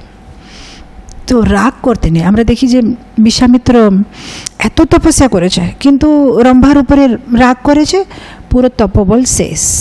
দুর্বাসা মুনি এত তপ করছে, কিন্তু অম্বরীশ মহারাজের উপর রাগ দেখালো, পুরো তপবল শেষ। আর দুর্বাসা মুনি তো অনেক তপ করছে, একবার তপ শেষ হলে আবার জপ করছে, আবার তপস্যা করে, আরেকবার শ্রাপ দিতে থাকছে ওনার ভিতরে। আমাদের জপই এতটুকু, কষ্টে 16 মালা করি, ওটার উপরে যদি আমরা রাগ করে দেব তাহলে মানে সব কিছু লিক হয়ে যাবে। যেরকম কোনো একটা ওয়াটার ট্যাঙ্কের ভিতরে জল আছে, কিন্তু ট্যাঙ্কের ভিতরে ফোঁটা থাকলে কি হবে, ট্যাঙ্কে যতই জল দিতে থাকেন আপনি, ওই জলটা বেরিয়ে যেতে পারবে, বেরোতে থাকবে। এরকম আমরা এত কষ্ট করে যে ষোলমালা করছি, এত কষ্ট করে যে একাদশী করছি, এত কষ্ট করে যে আমরা একটা পুণ্যে জমা করছি, তাই হঠাৎ করে কোনো ভক্তের উপরে রেগে কথা বলে দিচ্ছি, ওই পুরো পুণ্য বলটা বেরিয়ে যাচ্ছে। তো খুব সাবধান থাকতে হবে, আমাদের কারো উপরে রাগ করতে নেই। আরেকটা জিনিস হচ্ছে নিজের ব্যাপারে বড় করে বলা, মানে নিজেকে খুব বড় মহান, আমি তো এত বই ডিস্ট্রিবিউশন করেছি, আমি তো এটা করেছি, আমি তো সেটাই মানে কি বলে আমাদের সুকৃতি চলে যায় যদি আমরা কাউকে বলে ফেলি। আননেসেসারি নিজের ব্যাপারে বেশি করে বলতে নেই, সেটা মানে বৈষ্ণব সদাচারের একটা অঙ্গ। খুব বিনয়ী থাকতে হবে। আর তারপরে চুরি করা মানে অনেক সময় এই গমছা চপ্পল ব্যাটারি না চুরি করলেও অনেক সময়, যেরকম একটা ছোট আমি এক্সাম্পল দিচ্ছি, আমাদের মন্দিরের কাছে অন্যান্য ইন্ডিপেন্ডেন্ট হাউস আছে। অনেক সময় ভক্তরা কীভাবে যে একটু যদি ওখান থেকে ফুল নিয়ে নিলাম কী হয়ে গেল, ভগবানের সেবাতে ব্যবহার করছি, আমি নিজের জন্য নিচ্ছি নাকি, ভগবানের সেবা জন্য। কিন্তু এটা ছোট জিনিস হতে পারে, কিন্তু আমাদের কি বলে ভক্তের ইমপ্রেশনটা খারাপ হয়ে যায়। সো বেটার জিজ্ঞেস করে নিতে হবে যে আপনাদের বাগানে সুন্দর ফুল আছে, আমাদের রাধা দামোদর আছে, আমরা কিছু ফুল নিতে পারি।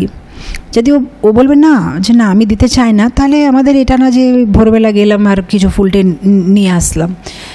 এর ছোটো জিনিস, কিন্তু যার বাড়ি থেকে আমরা এরকম করে নিয়ে নিচ্ছি তারা মানে কোনোদিন ভক্তের উপরে বিশ্বাস রাখবে না। এই ছোট ছোট জিনিস, যেরকম আমরা অনেক সময় যেরকম বুক ডিস্ট্রিবিউশনে যাই, অনেক সময় কী হয় বুক ডিস্ট্রিবিউশনে যে কিছু পয়সা মানে আমাদের মানে কি বলে বই ডিস্ট্রিবিউশন করে আমরা একটা পকেটে রাখি, কিছু আমাদের নিজের পয়সা থাকতে পারে, কেন আমরা কিছু জুস খেতে জন্য নিয়ে এসেছি। অনেক সময় এই পয়সা ওই পয়সাটা মিক্স হয়ে যায়, অনেক সময় ভুল করে যদি 10 পয়সা এখানে সেখানে হয়ে যায়, সেটাই খুব ডেঞ্জার আছে। কেন ভগবানের পয়সাকে বলে ব্রহ্মস্পদ মানে ভগবানের পয়সা হচ্ছে আগুনের মতন। যদি ভুল করে ভগবানের অ্যাকাউন্টস থেকে পয়সা 2 পয়সা আমাদের পকেটে আসলে এটা অনেক বড় প্রবলেম, অনেক বড় ডেঞ্জার হয়ে যাবে আমাদের জীবনে। তো ওটা আমাদের খুব সাবধান আর খুব ট্রান্সপারেন্ট থাকতে হবে পয়সার ব্যাপারে।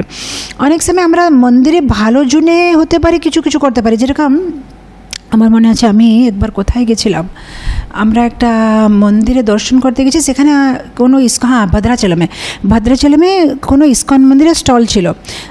অন্য কোনো দক্ষিণ ভারতে কোনো সেন্টার থেকে ওরা ভদ্রাচলমে কোনো বড়ো ফেস্টিভ্যালে স্টল লাগিয়েছে। তো ওরা পুরো একটা বই সেট বিক্রি করছে। বই সেটটা বললো 100 টাকা। তো সবাই মানে ফটাফট করে 100 টাকা দিচ্ছে, বই সেট নিয়ে চলে যাচ্ছে। একজন জেন্টলম্যান, মানে আমি ওখানে দাঁড়িয়ে আছি, একজন জেন্টলম্যান বলল না 100 টাকা কী করে হবে, আমাকে দেখাও। তো একটা বই মানে পিছনে দাম, এটার কত দাম, এটার কত দাম, এটার কত দাম, দেখছে 100 হয়নি 90 হয়েছে। ভক্ত কেন 100 টাকা করে বিক্রি করছিল, যে 10 টাকা আবার চেঞ্জ কে খুঁজবে, সেই জন্য 100 টাকা। তখন ও মানে ভদ্রলোকটা রেগে গেছে, বলছে না তাহলে তো আমি 90 দেবো, তোমরা 10 টাকা করে বেশি কেন নিচ্ছ, আমি আলাদা করে একটা বই নেব। এখনও 10 টাকা জন্য ওর ইস্কনের উপরে মানে কি বলে একটা ইমপ্রেশন হয়ে গেছে যে এরা এরকম কেন নিচ্ছে।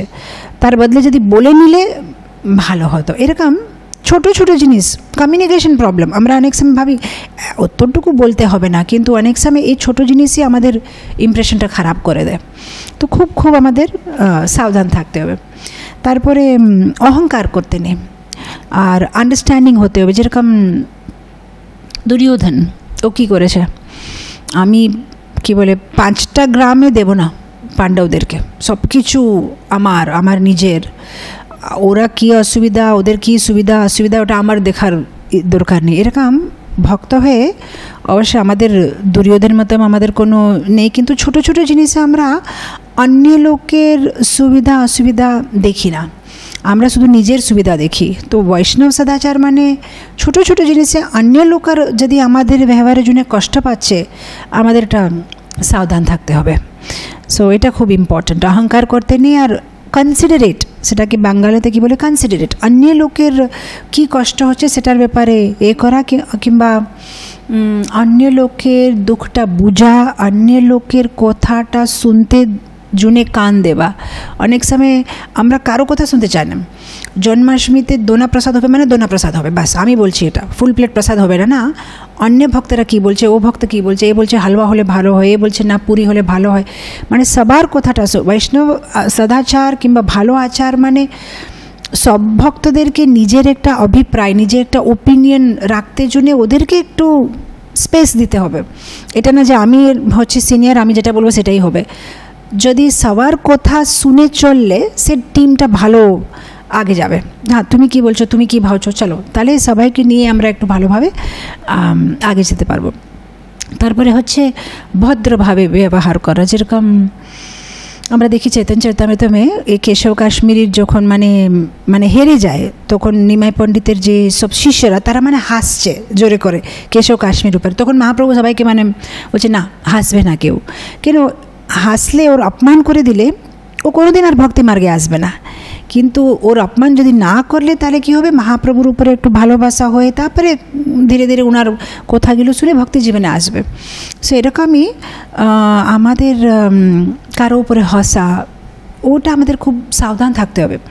অনেক সময় মানে কেউ যদি কিছু প্রশ্ন জিজ্ঞেস করেছে যেটা মানে খুবই কী বলে খুবই মানে সিম্পল প্রশ্ন, আর আমরা একটু হাসে দিই, এটা কি আপনি বলছেন, এতটুকু জানেন না আপনি, এইরকম কথা বলতে নেই। আমি অনেক সময় দেখেছি, মায়াপুরে দেখেছিলাম একবার কি, আমরা তুলসী আরতিতে দাঁড়িয়েছিলাম, কোনো একটা মাতাজি কিছু ভুল করেছে, ইমিডিয়েটলি আরেকটা মাতাজি বলছে এতটুকু জানেন না আপনি, মানে এই কথাটা এতটুকু জানেন না, এটা না বলে দেখেন মাতাজি এটা এরকম না, এরকম করতে হবে, তখন কত ভালো হবে। যদি আমরা এরকম বলে ফেলবো, কারো মানে খুব অপমান হয়ে যাবে, তখন ওদের আসতে ইচ্ছা করবে না, আর মন্দিরে আরতিতে আসতে ইচ্ছা করবে না, ভয় লাগবে যে আরে আমার অপমান হয়ে যাবে, কেউ যদি আমাকে কিছু বলে ফেলবে। তো আমাদের ব্যবহারটা এরকম থাকতে হবে যেন সবাই ভক্তিতে আসে, এরকম না যে সবাই ভক্তি থেকে পালিয়ে যাবে। তো কারো অপমান করে দিতে নেই, খুব সুন্দরভাবে মানে বুঝাতে হবে। যদি কেউ নাও জানে, খুব সুন্দরভাবে ওদেরকে জিনিসটা বুঝাতে হবে।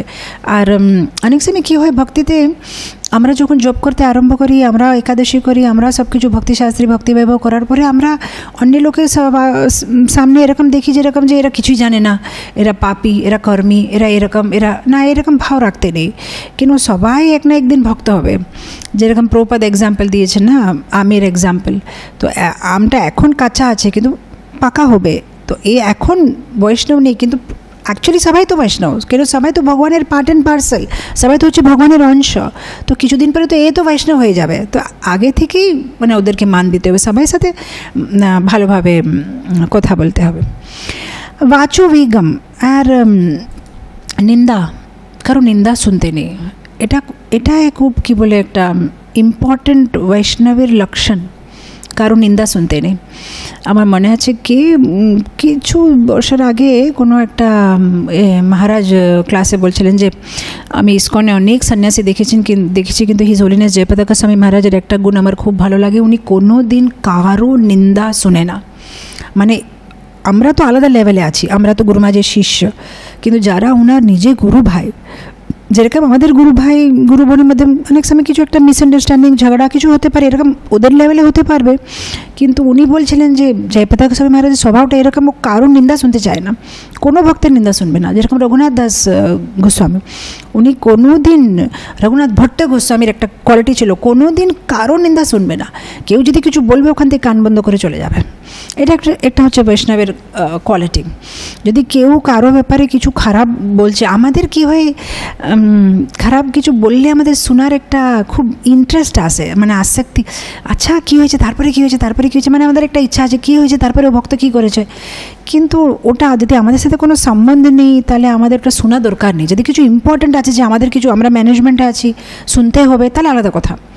কিন্তু যদি আমাদের সাথে ওটা কিছু লেনা দেনা নেই, ওখান থেকে কান বন্ধ করে চলে যেতে হবে, যে আমি কী করবো শুনে, আমার কিছু কাজে লাগবে না, ওখান থেকে চলে যেতে হবে। মানে বৈষ্ণব নিন্দা শুনতে নেই, সেটা হচ্ছে একটা কালচার। আর ভক্তিতীর্থ স্বামী মহারাজ, আমাদের ইসকনে একটা মহারাজ ছিলেন, এখন উনি নেই, ক্যান্সার হয়ে উনি মানে দেহত্যাগ করেছেন। উনি খুব সুন্দর বলতেন, উনি বলতেন যে প্রত্যেকটা ভক্তের সাথে এরকম ব্যবহার করতে হবে, এরকম কথা বলতে হবে, যেরকম যে আজকে যে আমি ভক্তের সাথে কথা বলছি, এই ভক্তটা নির্ধারিত করবে, নিশ্চয় করবে যে আমি গোলক বৃন্দাবন যাবো কি যাবো না, এর হাতে আছে চাবি। এইভাবে প্রতি ভক্তের সাথে কথা বলতে হবে।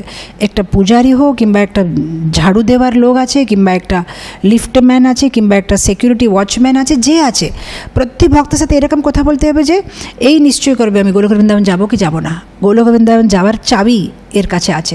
এইরকম আমরা প্রত্যেকজন সাথে কথা বলতে হবে। এটা খুব ইম্পর্ট্যান্ট, প্রত্যেকটা ভক্তের সাথে সেভাবে কথা বলতে হবে যে এই খুব ইম্পর্ট্যান্ট আছে আমার স্পিরিচুয়াল লাইফের জন্য। আমি যদি এর সাথে কথা বলতে জন্য ব্যবহারে কিছু ভুল করবো, তাহলে আমি গোলক বৃন্দাবন যেতে পারবো না। এইরকম মনের মধ্যে রেখে সব ভক্তদের সাথে কথা বলতে হবে। তারপরে হচ্ছে ঝগড়া, আমরা তো ঝগড়া করব না, আর অন্যরা যাতে ঝগড়া করছে সেটা আমরা আরও সেটাকে কি বলে ফিউয়েল করতে নেই, যত সম্ভব সেটাকে সর্ট আউট করতে চেষ্টা করতে হবে, কিংবা ওখান থেকে চলে যেতে হবে যদি আমরা না পারবো, কিন্তু অন্য লোকের ঝগড়াতে পড়তে নেই। আরেকটা জিনিস হচ্ছে গাইডেন্স। যেটাই করব সবসময় কোনো সিনিয়র ভক্তর, কোনো শিক্ষাগুরু, কোনো বরিষ্ঠ বৈষ্ণবের গাইডেন্স নিয়ে করতে হবে। এটা হচ্ছে একটা বৈষ্ণবের একটা গুণ।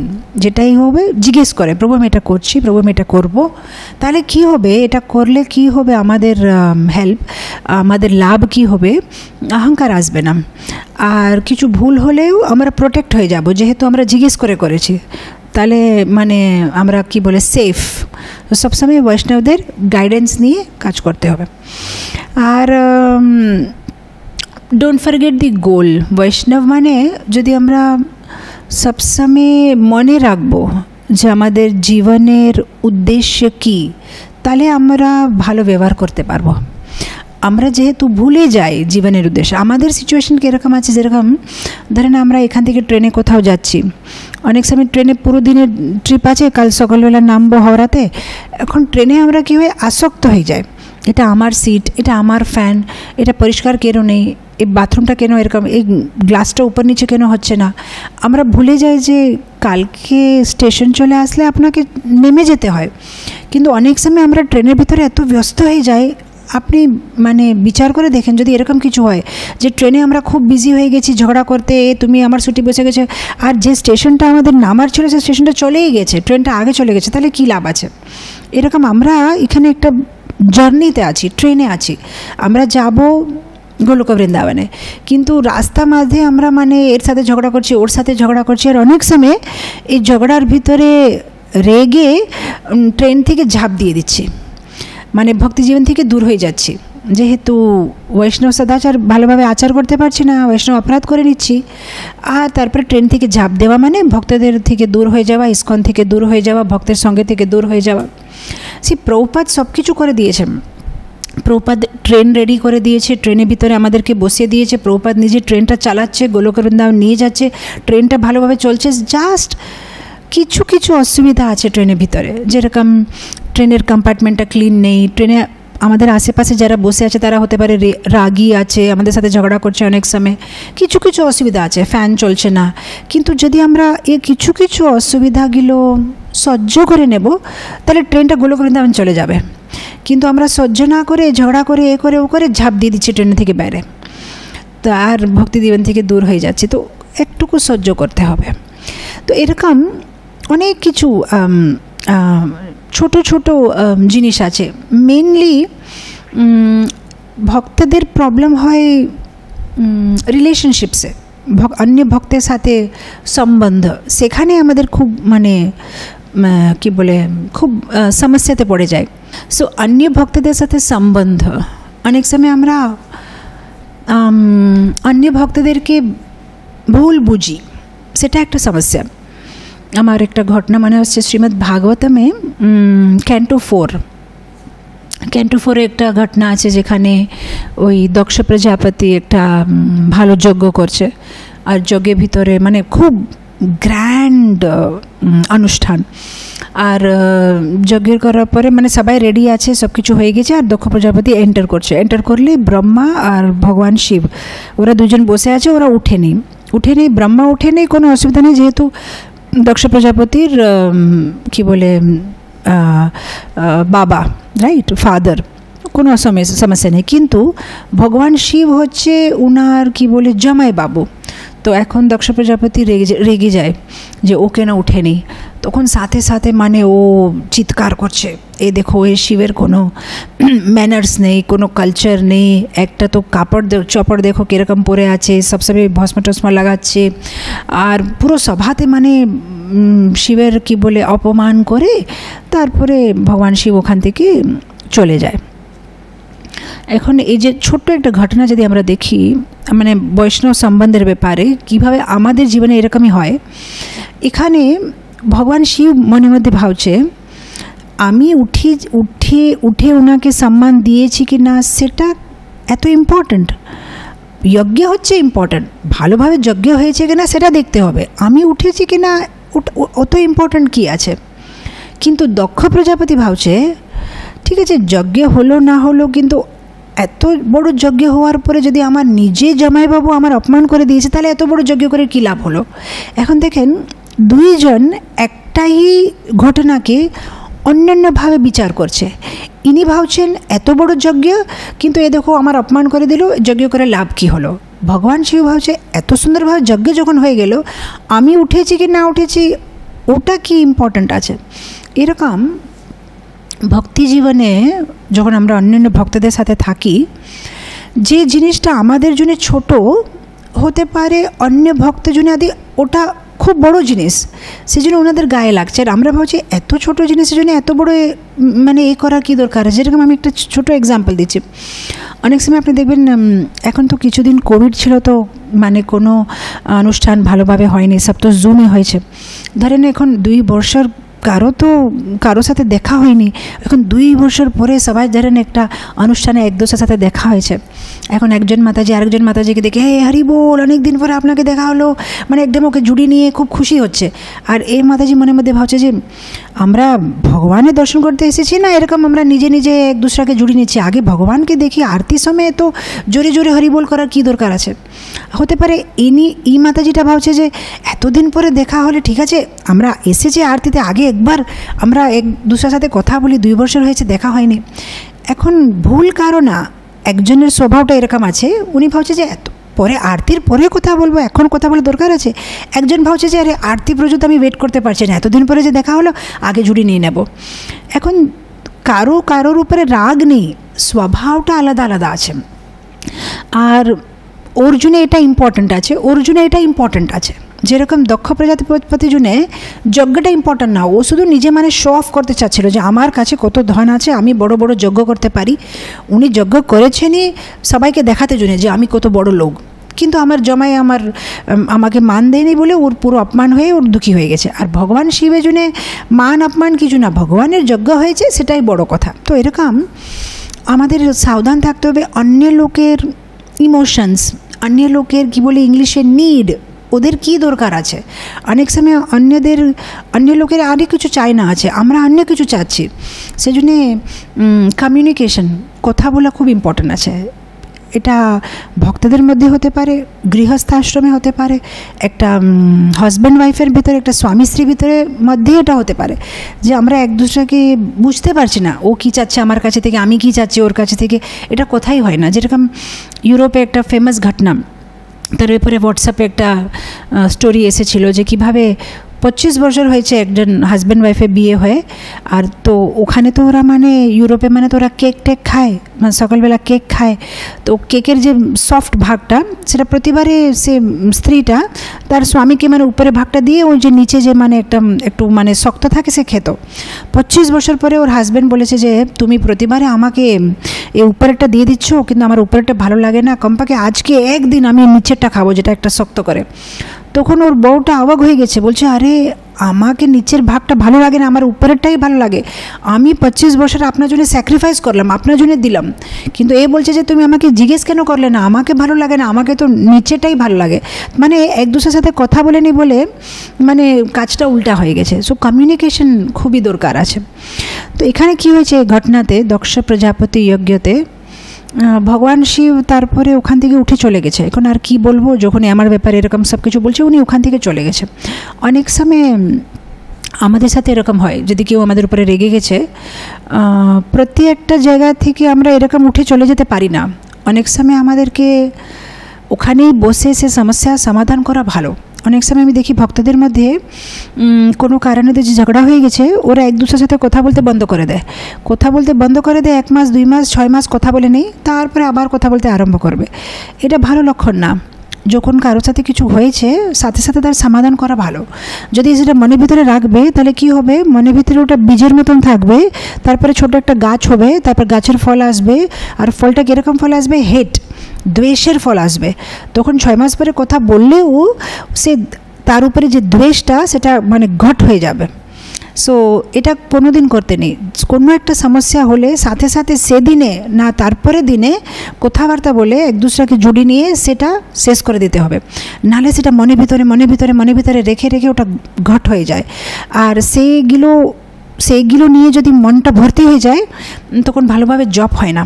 অনেক সময় ভক্তরা বলে জপের উপরে মানে মন লাগছে না, মনটা এপাশে ওই পাশে চলে যাচ্ছে। যেহেতু মনের ভিতরে অলরেডি অনেক কিছু ভরে রেখেছি, এই ভক্তের ব্যাপারে, ওই ভক্তের ব্যাপারে, ওই ভক্তের ব্যাপারে, তাহলে জপ হবে না। কারোর ব্যাপারে কিছু রাখতে নেই, মনটা পরিষ্কার রাখতে হবে। যদি কারোর উপরে রাগ এসেছে সাথে সাথে ও প্রভুর সাথে গিয়ে, প্রভু আপনার উপরে আমার অনেক রাগ এসেছে, এটা হয়েছে বলে ফেললাম। তারপরে উনি কিছু বলবেন, না মাতাজি এটা না এরকম, ওকে প্রভু সরি, সেখানে শেষ। তাহলে কী হবে? মনটা পরিষ্কার হলে ভালো জপ হবে। তখন আমরা যে শাস্ত্রটা পড়বো মনে রাখতে পারবো। কিন্তু যদি মনের ভিতরে অনেক কিছু রাখবো সবার ব্যাপারে, মনের ভিতরে সিক্রেটের মতন, তখন শাস্ত্রতে যেটা পড়ছি সেটা মনে থাকবে না, জপটা ভালোভাবে হবে না, ভক্তি হবে না, ভগবানকে দেখলেও আনন্দ পাবো না, কিন্তু মনটা অনেক কিছু ভর্তি আছে। তারপরে কি হয়, দক্ষ প্রজাপতি আরেকটা যজ্ঞ সৃষ্টি করে, মানে আরেকটা যজ্ঞের অনুষ্ঠান করে। তো এইবারে ভগবান শিবকে ডাকেনি। তখন সতী বসে বসে কৈলাসে দেখছে এত সুন্দর সুন্দর সবাই বিমানে করে সব কি বলে আভূষণগিরো পরে অলঙ্কার করে চলে যাচ্ছে, কোথায় যাচ্ছে এরা? তো ভগবান শিব বলছে তোমার বাপের বাড়িতে বড় অনুষ্ঠান হচ্ছে, আমাদেরকে ডাকেনি। না আমাদেরকে ডাকেনি। বলছে তাহলে আমি তো যাব। তো ভগবান শিব বলছে না তুমি যাবে না, যেহেতু আমাদেরকে ডাকেনি আমাদের যাওয়া উচিত না। তখন সতী মনের মধ্যে ভাবছে যে ইনার কী সমস্যা আছে, বাপের বাড়িতে ডাকা দরকার নেই, যে কোনো সময় একটা মেয়ে নিজের বাপের বাড়িতে যেতে পারবে, আমি তো যাব। মনের মধ্যে ভাবছে ইনার কী সমস্যা আছে আমি গেলে। কিন্তু ভগবান শিব ওর ভালোর জন্যই বলছে, কিন্তু ও জানে যে ও বুঝতে পারছে না ওখানে গেলে অপমান হবে, সেই জন্য উনি বুঝাচ্ছেন যে দেখো কারো বাড়িতে এরকম যেতে নেই, যদি আমাদেরকে ডাকে নেই আমাদের যাওয়া উচিত না। এরকম অনেক সময় কী হয়, বৈষ্ণবদের মধ্যে যদি আমাদেরকে কোনো সিনিয়র বৈষ্ণব বলছে যে প্রভু এরকম করবেন না, কিংবা এখানে যাবেন না, প্রভু এরকম করবেন, আমরা ভাবি এর কী সমস্যা আছে, আমি যদি এখানে যাই প্রচারে করতে, প্রচার হচ্ছে প্রভু ওখানে যেতে দিন, কিংবা এরকম। কিন্তু আমরা জানি না কিসের জন্য মানা করছে। হতে পারে আমাদের ভালোর জন্য বলছে, হতে পারে ওখানে গিয়ে আমরা ডিস্টার্ব হয়ে যাব, ডাইভার্ট হয়ে যাব, কিংবা কিছু ওখানে কিছু একটা আছে সেজন্য আমাদেরকে মানা করছে, কিন্তু আমরা বুঝতে পারছি না। আমি জানি আমাদের বিশাখাপট্টনমে আমাদের মন্দিরের সামনে সমুদ্র আছে। তো সমুদ্রের সানডে দিনে আপনি দেখবেন বাচ্চারা ওই সমুদ্রে যে বালু থাকে না, বালুতে ও ছোটো ছোটো বাড়ি বানায়, খুব আনন্দ করে। কিন্তু মা বাবারা 10 বার মানে ডাকবে, এই জলের কাছে যাবে না, জলের কাছে যাবে না, কিন্তু জলের কাছে গিয়ে তো ডেঞ্জার। কিন্তু বাচ্চারা কিন্তু ভাবে যে জলের কাছেই আনন্দ আছে, জলের কাছে যেতে মানা করছে, কিন্তু জলের কাছেই তো মজা, একটু জল নেবে, মাটিতে বালুতে মিক্স করবে, বানাবে। এখন মা বাবারা ওদের ভালো জন্যই বলছে, কিন্তু আপা দাদা যেহেতু এরা ছোট আছে বুঝতে পারছে না যেটা আমাদের ভালো জন্যে। এরকমই অনেক সময় যদি কেউ আমাদেরকে কিছু বলছে, হতে পারে এখন এই সময় আমরা বুঝতে পারছি না যে এটা আমাদের ভালো জন্যে, পরে হতে পারে বুঝতে পারবো কেন ভক্তরা মানা করছিল। তো এরকম বেনিফিট অফ ডাউট দিতে হবে, তাহলে আমাদের বৈষ্ণব সম্বন্ধ ভালো থাকবে। যে হতে পারে আমার ভালো জন্য বলছে, এখন আমি বুঝতে পারছি না। আর এখানে আমরা অপরাধ করে ফেলি, যে এরকম সতী মানে নেই যে এ কেন বলছে, আমি তো যাবই যাব। সতী চলে যাচ্ছে সে যজ্ঞতে, যখন চলে যায় ওখানে কেউ ওর সাথে কথা বলে না, ওর নিজের মা ওকে ডাকে না, বাবা ওর সামনে দেখে না, বোনেরা ওকে ডাকে না। এখন দেখছে ভগবান শিবের কোনো স্থান নেই, কোনো কিছু নেই। তখন মানে খুবই খারাপভাবে যে মানে পুরো ওর কী বলে খুব দুঃখী হয়ে যায় যে এত অপমান, এত বড় অপমান করেছে আমার পতির এত বড় অপমান, আমি এখন আর শরীরটা রাখবো না, আমি এই শরীরটা কী বলে শেষ করে দেবো এখানে।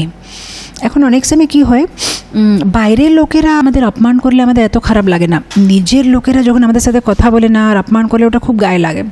তো এখন সতীর খুব গায়ে লাগছে, আর ও কী করছে, সাথে সাথে মানে নিজের শরীর থেকে অগ্নি বার করে অগ্নিতে পুরো শরীরটা মানে জ্বালিয়ে দিচ্ছে। এখন দক্ষ প্রজাপতি সে জিনিসটা দেখছে দূরে থেকে, কিন্তু কিচ্ছু বলছে না। অ্যাকচুয়ালি দক্ষ প্রজাপতি হচ্ছে ওনার বাবা, ওনাকে মানে তখন ওনাকে সাপোর্ট করা দরকার, এই তুমি এরকম করবে না, কিন্তু ও এখন ওকে নিজের মেয়ে ভাবছে না, ও ভাবছে এ হচ্ছে শিবের বউ, মরে গেলেই ভালো হয়। তখনই শিব বুঝতে পারবে আমি শিবের সাথে কি বলে রিভেঞ্জ, ওর সাথে মানে আমি প্রতিকার নেব, এ করব আমি। এরকম অনেক সময় কি হয়, আমাদের উপরে রাগ না থাকলেও আমাদেরকে অন্য কোনো ফ্রেমের ভিতরে দিয়ে দিয়ে আমাদের উপরে রাগ কেউ দেখাতে পারে, কিংবা আমাদের উপরে কেউ ক্রোধিত হতে পারে, কিংবা আমাদের উপরে কেউ সন্দেহ করতে পারবে। এই সব জিনিসগুলো আমাদেরকে বুঝতে হবে। আমি এটা একটা এক্সাম্পল দেব। কিছু বছর আগে হায়দ্রাবাদ থেকে আমাকে একটা ইমেল এসেছে। একজন মাতাজি বলছে যে মাতাজি, আমি একটা ভালো বাড়ির মেয়ে, আমার হাজব্যান্ড সাথে বিয়ে হয়েছে, সব কিছু ভালো, কিন্তু আমার হাজব্যান্ড সবসময় আমার উপরে সন্দেহ করবে, তুমি কার সাথে কথা বলছো, তোমার হোয়াটসঅ্যাপ মেসেজটা দেখাও, কার সাথে তুমি ফোনে কথা বলে, কোথায় গিয়েছিলে, এত লেট কেন, কেন মাতাজি এরকম কথা বলে, আমি বুঝতে পারি না, আমি ভালো বাড়ির লোক, আমার মনে ভেতরে এরকম কিছুই না, আমার পতি ছাড়া আমার মনে কেউ নেই, কিন্তু সবসময় আমার পতি কেন এরকম কথা বলছে, আমি কি দোষ করেছি, কি আমার ব্যবহারে কিছু দোষ আছে নাকি, উনি কেন সবসময় আমার উপরে এরকম ডাউট করছে। তখন আমি ওকে বললাম, হতে পারে তোমার দোষ নেই, কিন্তু ওর জীবনে হতে পারে এরকম একটা কিছু অনুভব হয়েছে, কিংবা এরকম একটা কিছু ঘটনা ঘটেছে, কিংবা এরকম একটা কিছু এক্সপিরিয়েন্স হয়েছে যেটা নিয়ে ওনার চিন্তা হয়, তোমার উপরে সেই চিন্তাটা ঢালছে। তো কিছু মাস পরে, 2 মাস পরে আমাকে চিঠি লিখলো, বলছে মাতাজি আপনি যেটা বললেন সেটা ঠিক। ওনার যে ছোট ভাই, সে ওনার ওয়াইফ সাথে আমেরিকাতে থাকতো, আর ওনার ওয়াইফটা কোনো মানে অন্য লোকের সাথে চলে গেছে। সেই ঘটনাটা মানে ভয় করে ও ভাবছে যে আমি আমার স্ত্রীকে ভালোভাবে কি বলে রক্ষা করব, আগে থেকে ওকে দেখবো, নাহলে আমার ছোটো ভাইয়ের মতো আমি হবে, ও কীরকম চলে গেছে বৌমা, সেরকম এ যদি চলে যায়। তো মানে ও বুঝে গেছে যে ওর ভিতরে কিছু দোষ ছিল না, কিন্তু এই যেহেতু অন্য ঘটনা এভাবে দেখেছে, ওর মনের ভিতরে ও চিন্তা হয়ে যাচ্ছে, আর সেটা এর ভিতরে ফোকাস করছে। যেরকম আপনি দেখবেন অনেক সময় আজকাল যে ব্লুটুথের আসে না, কি বলে ব্লুটুথের মানে কি বলে ইয়ারফোনস চুলের ভিতরে চলে যায়, অনেক সময় বোঝা যায় না। আর স্পেশালি যারা ইয়াংস্টার্স থাকে না, যারা মানে কলেজে থাকে, আপনি যদি সুপার মার্কেটে আমরা শপিং করছি, ওরা শপিং করছেন, হঠাৎ করে হাত পাটা এরকম করবে, আমরা ভাবি যে আমাদেরকে মারতে আসছে, কিন্তু তারপরে আমরা বুঝতে পারি যে ফোনে ওই ক্রিকেটের কিছু শুনছে, যে এরকম বোলিং করেছে, এরকম ক্রিকেটিং, ওরা মানে নিজে দুনিয়াতে ওরা ব্যস্ত আছে, আমাদের সাথে কিছু সম্বন্ধ নেই, কিন্তু আমরা ভাবি যে আমাদেরকে কিছু বলছে, কিন্তু আমাদেরকে কিছু বলছে না, ও কিছু শুনছে। এরকমই অনেক সময় অন্য ভক্ত আমাদের সাথে যেভাবে ব্যবহার করে, হতে পারে অনেক সময় আমাদের ভুল না, কিন্তু ওদের এক্সপিরিয়েন্সটা এরকম আছে পূর্বতে, তাহলে ওই সেই এক্সপিরিয়েন্সটা নিয়ে আমাদেরকে মানে ওরা শোনাতে থাকে, এরকম করবে না, এরকম বলবে না, এরকমকে, যেহেতু ওদের এক্সপিরিয়েন্স এরকম আছে, আর আমরা ওদেরকে ভুল ভেবে থাকি যে এরকম কেন কথা বলছে, এরকম কেন রাগ দেখাচ্ছে, এইরকম কেন, আমি তো এরকম কোনো দিন মনের মধ্যে ভাবলাম না, কিন্তু ও আমার ব্যাপারে এরকম কেন বললো। তো আমাদের অনেক সময় দোষ নাও থাকতে পারে, কিন্তু ওরা আমাদেরকে আরেকটা ফ্রেমটা বুঝে, যেরকম ফটো ফ্রেম থাকে না, যে একটা ফ্রেমের ভিতরে ফটো লাগায়, এরকম আমাদের ফটোটা ওরা অন্য ফ্রেমে লাগিয়ে দিয়েছে, যে ফ্রেমটা ওদের অলরেডি বানানো আছে, আর সেই ফ্রেমের ভিতরে আমাদেরকে বসিয়ে আমাদের সাথে সেভাবে ব্যবহার করছে। তো সেই জন্য আমাদেরকে বেশি গায়ে লাগাতে নেই। যেরকম এখানে আমরা দেখছি যে সতীর উপরে দক্ষ প্রজাপতির কোনো রাগ নেই, কিন্তু যেহেতু সতী হচ্ছে শিবের বউ, আর শিবের উপরে ওর রাগ আছে, সেই জন্য এখন সতী যদি শরীরটা জ্বালিয়ে দেও, দক্ষ প্রজাপতির কোনো লেনা দেনা নেই, ও খুশি হয়ে যাচ্ছে যে ভালো, যেটা হয়েছে ভালো, কেন শিব আমার অপমান করেছে, এখন ওর বউ মরে গেলে শিব দুঃখিত হবে, আর এটাই আমার ভালো। তো এখন ওর পার্সোনালি কিছু প্রবলেম নেই, কিন্তু শিব জুনে এর সাথে প্রবলেম। এরকম আমাদের ইন্টারপার্সোনাল রিলেশনশিপ ভক্তদের মধ্যে অনেক সময় এরকম হতে পারে, পার্সোনালি আমাদের সাথে কারো প্রবলেম নেই, কিন্তু আমাদেরকে অন্য একটা ফ্রেমে দিয়ে দিয়েছে। তো এরকম ছোট জিনিস অবশ্য আমরা ইজিতে আমি এটা বলে ফেলছি, কিন্তু যখন জীবনে এরকম একটা পরিস্থিতি আমাদের সামনে আসলে এটাকে সহ্য করা কঠিন হবে। কিন্তু যেভাবে একটা নৌকা যদি জলের ভিতরে মানে সমুদ্রের কাছে একটা নৌকা যদি আসছে, ঢেউগুলো খুব বেশি জোরে আসলে নৌকাটা খুব হিলবে, কিন্তু যদি নৌকাটা ভালোভাবে মানে ওই হিন্দিতে বলে লঙ্গর, যদি ভালোভাবে মানে লাগানো আছে তটে, তাহলে নৌকাটা হিলবে কিন্তু ডুবে যাবে না। এরকম এই কলিযুগে বিভিন্ন লোকেরা আছে, বিভিন্ন পরিস্থিতি, বিভিন্ন স্বভাব, বিভিন্ন গুণে আছে, কেউ সত্ত্ব রজস তামস অনেক কিছু আছে, কিন্তু আমাদের যে নৌকাটা যদি নববিধা ভক্তিতে জোরে করে বেঁধে আছি, তাহলে নৌকাটা হিলবে, ডুবে যাবে না। সে ভক্তি দিয়ে, নববিধা ভক্তি দিয়ে ভগবানের সাথে, গুরুর সাথে খুব স্ট্রং জুড়ে দিয়ে সম্বন্ধ রাখতে হবে। তাহলে যতটুকু যেরকমই পরিস্থিতি আসি, আমরা জীবনে, ভক্তি জীবনে দৃঢ় করে থাকব, আর ট্রেনে থেকে চাপ না দিয়ে কোনো রকম সহ্য করে গোলক বৃন্দাবন চলে যাব। সো এই বৈষ্ণব সদাচার জিনিসটা ভিতরে অনেক কিছু আছে। আমাদের মন দিয়ে, বচন দিয়ে, শরীর দিয়ে কোনো দোষ করতে নেই। অবশ্য অনেক ভক্তরা বলতে পারবে যে এমনি তো কলিযুগে মনের ভিতরে খারাপ বিচার করলেও তার কিছু পাপ লাগবে না, সেজন্যে চলবে না। আগে মনে থাকবে, তারপরে বচনে আসবে, তারপরে শরীরে থেকে সে অপরাধটা করে ফেলবো। এটা একটা প্রসেস আছে।